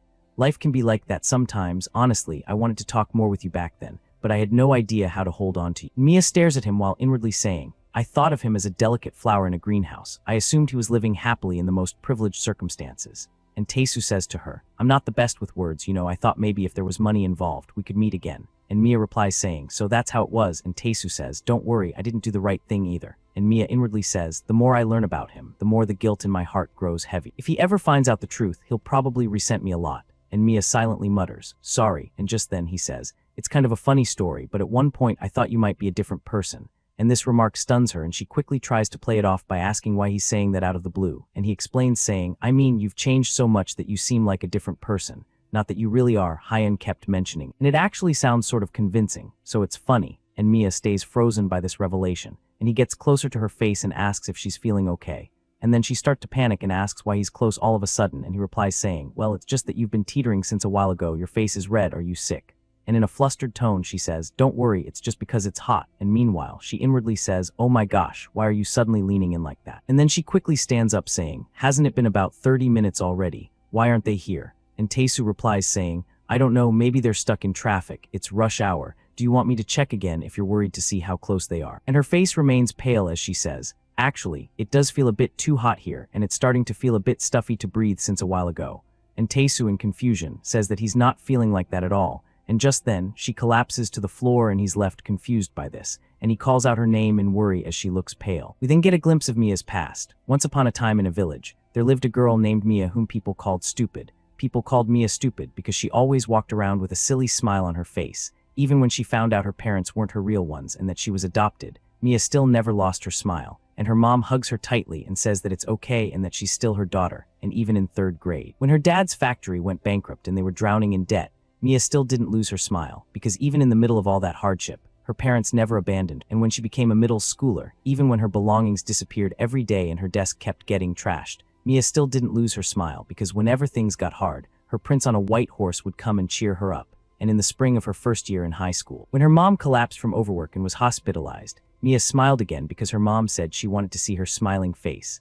And the summer of the following year, when Mia learned her dad squandered all the money for her mom's hospital bills by drinking alcohol, Mia still smiled because she learned that the prince's mother was her mom's friend. And even when she went to beg for her mom's hospital fees, Mia still smiled, and Tae-soo's mother had handed over the money, saying, "Really? You are her daughter, I see, so you're the reason why Tae-soo insists on staying here. Good, keep ruining his life like you always have." And poor Mia still kept a smile on her face, even when Tae-soo's mother thanked her for ruining her son's life, and when the money she begged for no longer held any meaning, when she couldn't even give her mom a proper funeral, and when her father forcibly dragged her away from her hometown, only then did Mia stop smiling. Only then did Mia finally understand why she was considered stupid, if she had never existed. Maybe her prince wouldn't have fought with his family and would be happily living abroad. Maybe her mom wouldn't have collapsed from overwork. Maybe her dad's factory wouldn't have failed. And maybe everyone would have been happier if only I had never existed. Only then could Mia smile again, because even a stupid girl like her still had one thing she could do. Just then Mia wakes up from her nightmare, and she pants heavily as she had recalled Mia's life, and she looks around confused, wondering aloud on where she is. And just then, she hears a voice saying that she's awake, and Mia's eyes widen as she sees a knife held by Hyun, who with a dark aura says that she could have slept a little longer. And Mia screams her lungs off, and Han gets flustered and asks why she's screaming out of nowhere. And Mia backs away to the other side of the bed, and in confusion mutters Han's name, and Han awkwardly asks if she had a nightmare or something. The scene now shifts to a little while later, as the pot boils. We see that Hyun had explained that Mia had collapsed in the elevator, and Tae-soo had brought her to his place. And while Mia processes this information, Han says, "I was surprised too, getting trapped in the elevator was one thing, but seeing you in Oppa's bed anyway. Oppa suddenly asked me to come over. I was pretty worried on my way here, folks." When Hyun had gotten a call from Tae-soo asking her to come over to his house at night. Her roommate had gassed her up that it is a romantic date, and Hyun had quickly agreed to it. But when she arrived, her disappointment was immeasurable as he had called for another reason. And Mia then notices her different clothes and blushes hard, exclaiming in disbelief whether Tae-soo changed her clothes. And Han brings the porridge, saying, "Obviously, I'm the one who changed your clothes. What were you expecting?" Mia quickly settles down, and Han places the porridge on her lap and tells her to eat. And Mia looks at it in confusion and mutters, "Egg porridge." And Han confidently says, "You'll be surprised when you taste it. It might not be enough to knock someone out by how good it is, but still, I guarantee the taste." And Mia curiously asks where Tae-soo is, and Hyun reveals that he went to get some medicine. And then Hyun asks if she's disappointed that it's her and not Tae-soo taking care of her right now. And flustered, Mia denies the allegations, and then she apologizes, saying, "Sorry, I said I'd help, but it always ends up like this." And Han looks at her with a thoughtful gaze as Mia says, "Is it uncomfortable for you with me here? But it's really not like that, it's a misunderstanding." And then Hyun speaks up, saying, "It's fine, I don't mind." And Mia looks surprised, and Hyun says, "Didn't I say I can manage well on my own without your help? Well, if it bothers you that much, think of it as me paying you back for when we took the cherry blossom photos." And Mia, in confusion, asks if that's enough for her, and Hyun crosses her arms, saying, "Yes, so eat it before it gets cold. Sick person should just focus on getting better without worrying about anything else." and Mia's eyes widen by this, and then she smiles at the caring behavior of Hyeon, and Hyeon takes back the porridge, saying that if Mia doesn't want to eat, then she'll eat it. And Mia quickly says that she'll eat it, and she takes a spoonful of it and blows on it to cool it down a bit, and then she takes it in her mouth, and in the next moment her face lights up as the taste is heavenly, and in excitement she asks what the heck this is and that it's so good, and Han gives a thumbs up and winks, saying, "I told you it's guaranteed, right? Amazing, isn't it?" And Mia enjoys it, saying, "It's so warm, the soft rice grains smoothly melt in my mouth, and the sesame oil aroma just fills my nose." And Hyeon agrees, saying, "That's exactly what I thought when I first had it. How tasty could porridge be, really?" And Mia eats more of the porridge and says, "I usually avoid porridge because I don't like its texture, but I could easily eat 3 bowls of this." And Mia then asks Hyeon where she learned the recipe and if she can teach her as well. And Hyeon then looks at her with a dark, menacing glare and asks what she means. And Mia looks at her in confusion. And then her face twists in horror as Hyeon reveals that she was the one who taught her the recipe. "Folks, I think this girl is an imposter, the real Mia. She's probably dead because when Taesu told her that she seemed like a different person, you could see it in her eyes, pure panic like a shadow crawling across her mind. And there are moments that were far too suspicious, almost like she was constantly on the edge of being caught. During the MT, when Taesu offered her coffee, she said she didn't like it. But then when he reminded her that she used to drink it all the time, she froze. Every reaction, every little slip screams that something is wrong. This theory, it might just confirm it. She's an imposter. The scene cuts to a pharmacy at night with people coming and going, and the protagonist asks for a fever reducer and the clerk asks if it's for him. And he says it's for a girl he knows and seems a bit embarrassed. And he explains that she hasn't been able to sleep well lately. And Taesu suggests she might be taking something for insomnia as a precaution. Smooth move, bro. As the clerk goes to choose the best pills for the symptoms, Taesu inwardly says that he ran off without checking anything and feels a bit guilty, like he's dodging responsibility, and he knew there was a way to find out if that girl was really Mia, a secret test. In a flashback, the young Mia reveals she has a scar on her chest, and Taesu is surprised by the random revelation and jokes about it being an emotional scar, and he asks again if it's just an emotional scar. But she reveals she got the scar from falling at the playground as a kid, and Taesu asks why she mentioned that all of a sudden, and she stays quiet in embarrassment, and she says it feels good to share a secret because it makes them seem like a real couple. And then she suggests that instead of telling him, she could show him the scar, and with a flushed face, Taesu is speechless and his heart races, and he freaks out and asks if she knows what it means to show him that, and she replies saying, "Don't worry, it's nothing gross, so old it's almost faded. You can barely even see the mark now," and Taesu still hesitates.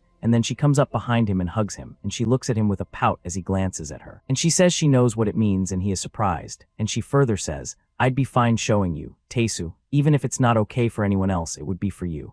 And Taesu jokes that sometimes she seems bolder than many guys he knows, but Mia retorts that she said that after a lot of courage. The scene now returns to the present, and as he walks towards his house, he reflects about everything, and he had the chance to check for himself. But his hands wouldn't move like a coward. He asked his friend to confirm Mia's scar by saying that Hyeon seemed interested in knowing whether Mia was real or not.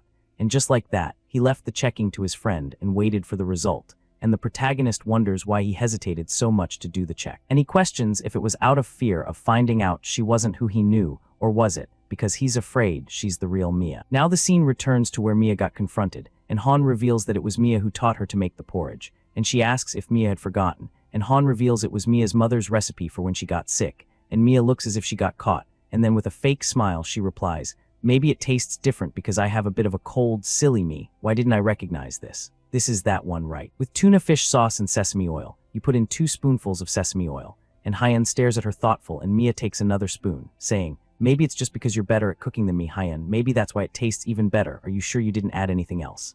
And hearing this, Hyeon smiles warmly and then sheepishly replies, "Actually, I don't really know. Oppa made it after all. I only added some green onions at the end." Sometime later, Taesu arrives home, and he opens the door and is surprised to see Hyeon standing there. And she greets him and says he took longer than she thought.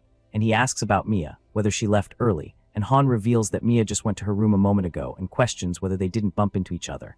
And Taesu realizes he missed her by a minute. And then Han also reveals that Mia said to thank him for the elevator thing, and that she'll treat him properly next time. And Hyeon then walks to the door saying that she should get going now, and that it's almost curfew at the dorm. And Taesu thanks her for her help, but before she leaves he calls her and asks how was it? Did Mia have a scar? And Hyeon doesn't reveal that, and instead she tells him to meet her next Sunday at noon in front of the main gate of Seohan Plaza before she leaves. And she tells him to buy her lunch there, so she'll tell him whether she had it or not.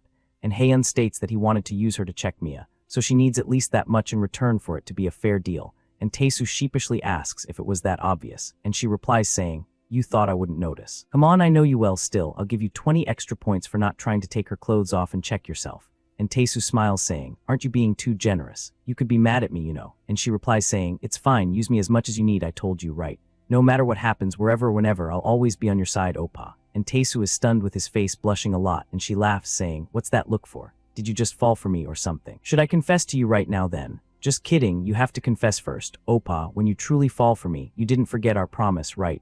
And Taesu with a smile affirms, and then she with a smile leaves saying it's good. Taesu then washes the dishes while thinking about how his friend is such a good person, and he reflects that she's always cheerful and someone everyone could love, and a memory of a late-night date with Hyun comes to his mind, and with a flushed face, he watches her and feels a little emotional, and Hyun smiles wide at him and she seems happy in that moment, and the protagonist thinks someone so bright is too good for him. And Taesu again says, seriously, Hyun's just too nice for her own good. She wants me to buy her a meal next Sunday if I want to know whether Mia is real or not.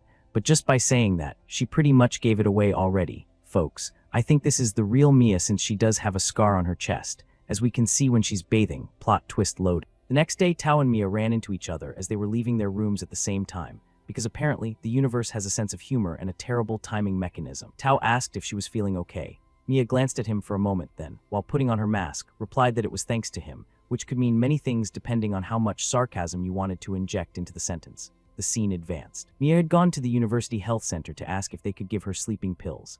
The doctor asked if she had always had insomnia, or if something had changed recently that was causing her significant stress. Mia reflected on the question. While in class, she glanced at Tao from the corner of her eye and thought it was 100%, no, 1000% his fault.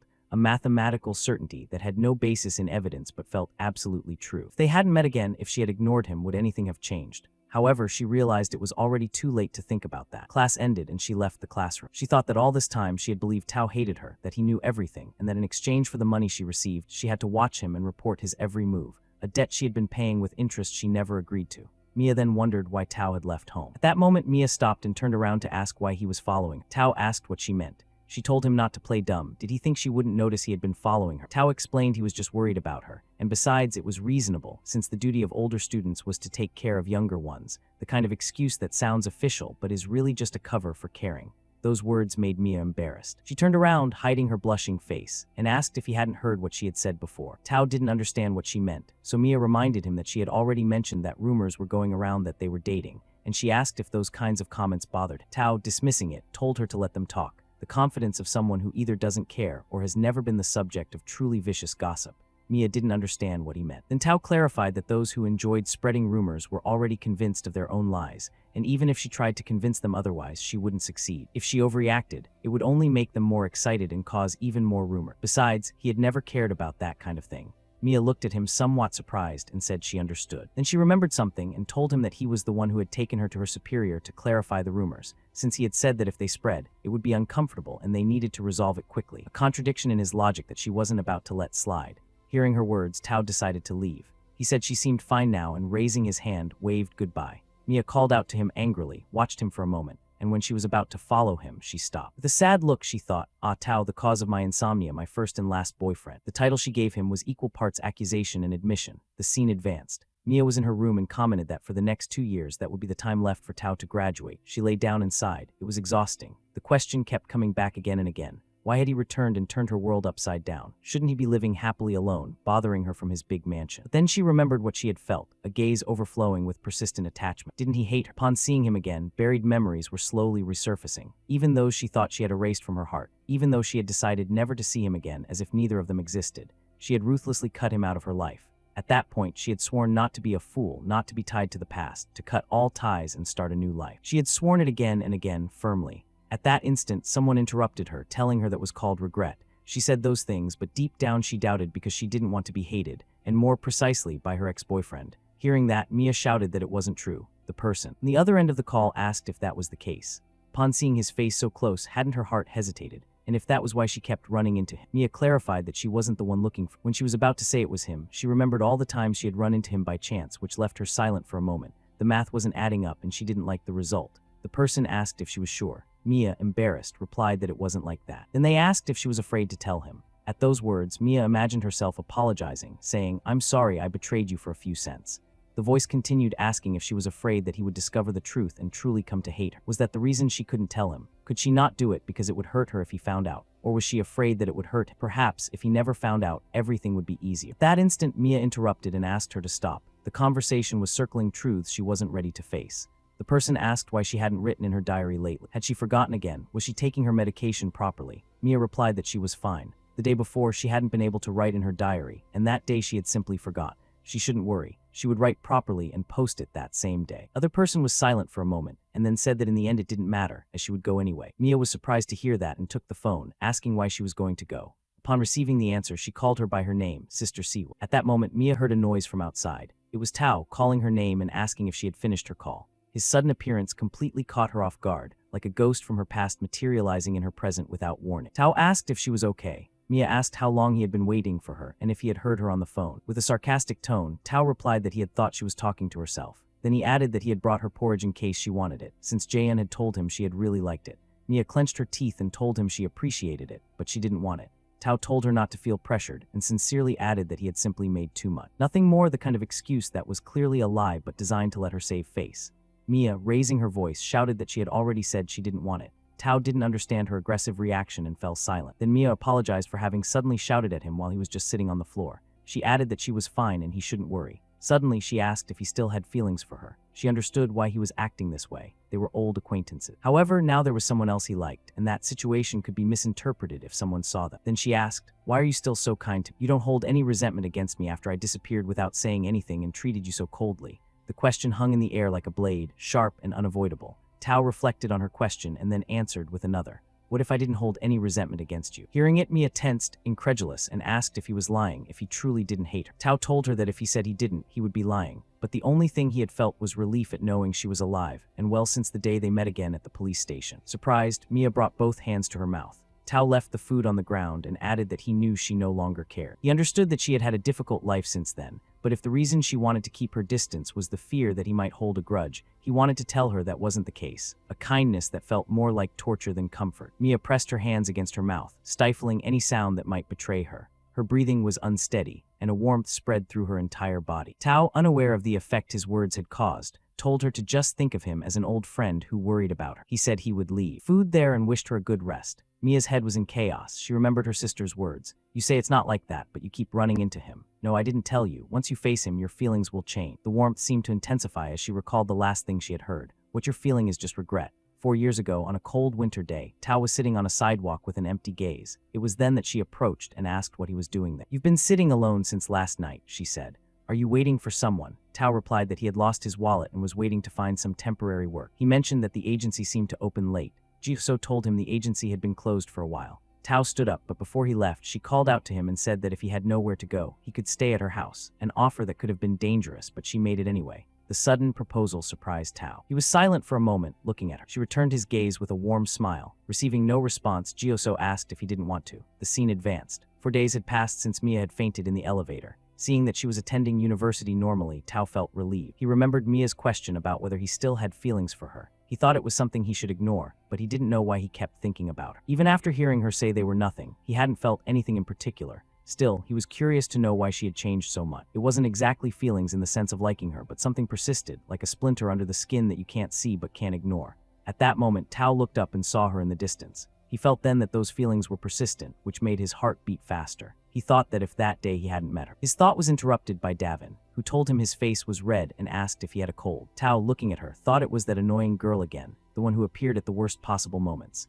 Meanwhile, Davin wondered if this wasn't an opportunity, like those classic situations in dating simulation games, a perfect occasion to increase her affection index. With that idea in mind and a warm smile, she told him that if he felt bad, she offered to take care of him until he recovered. However, Tao had already left, ignoring her and leaving her behind, a rejection so smooth she probably didn't even notice it at first. Suddenly, Tao was surprised. Ji-so, smiling, told him it was timely, took his hand and led him there. Then she looked at him and explained that she had brought him because he seemed worried. Tao didn't know what to answer. Ji-so asked if that wasn't the case. He, disconcerted, asked how it was possible that she knew him so well, as he found it incredible that she always helped him every time they met.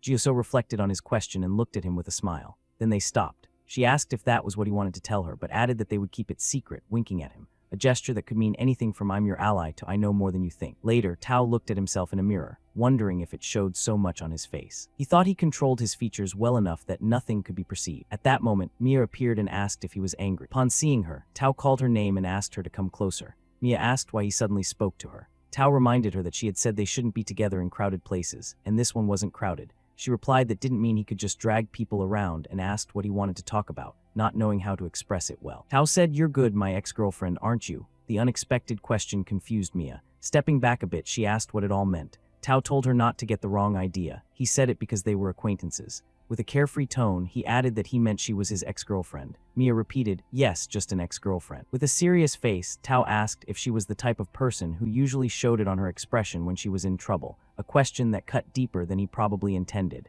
His closeness made Mia nervous. She thought he was too close. Tao told her he didn't know what others would think, but he felt that she would somehow know. He asked if she had any tell, like narrowing her eyes or something similar. Mia observed him carefully and then replied that she didn't know if she had something like that. She asked if he really needed to know. Tao replied that actually he didn't. Raising his hand to wave goodbye, he thanked her for taking the time to answer him and wished her good luck on her exam. A conversation that started nowhere and ended in the same place, but something had shifted between them. Mia also raised her hand to wave, but quickly lowered it with the other, somewhat embarrassed by her gesture. The scene advanced. Tao was walking to work when Jioso appeared and asked if he was still at school at this hour. He explained that it was exam season and he had gone a bit mixed up with his work schedule, but he was heading to work now. Jioso offered him a ride. Tao quickly weighed the pros and cons and finally got into the car, telling her he would be in her care, a decision he might later question. She smiled and assured him she would drive carefully. Tao noticed that Jioso was in a good mood and asked if something good had happened to her. She returned the question, and he commented that she hadn't stopped humming. Jioso changed the subject and said that the important thing was that he was much happier lately. He even attended member meetings and appeared more often in the club room. Hearing her, Tao thought it was because he wanted to see her, a realization that surprised even him. Jioso continued, saying that when they met, he barely spoke and always seemed sad and gloomy, which had worried her. Tao replied that he was young back then and added that she was his senior,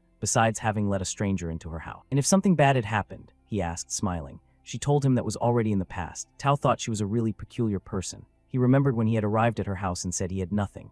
Jioso explained that there was a bed in the guest room and another in the attic. He replied that he would be fine, but she stopped him and asked if he wasn't afraid. Tao pointed to the room and asked if there were dangerous people there. Jioso smiled and joked, something like that. Then she told him that some people said her room was creepy and scary. It was the first time she had brought a boy to her house, and she was curious to know what he thought, a confession that carried more weight than she let on. Tao, heading off to rest, told her it wasn't anything special. His room was very similar and it was fine, as it would be easier when he moved later. That answer surprised Jioso, and a smile appeared on her face. Tao returned to the present, thinking that she had helped him without asking for anything in return, a complete stranger. If that day she hadn't been there if he hadn't met her. His thoughts were interrupted by Jioso calling him. He asked what was happening while noticing how close she was. She told him his increased activity in the club and how pensive he had been lately was suspicious. She asked if she could guess and added that he liked someone. Tao murmured a slight "eh," wondering if she already knew. Then Jioso asked if it was about Mia, since from the MT she had suspected. Tao immediately denied it and said it was nothing like that.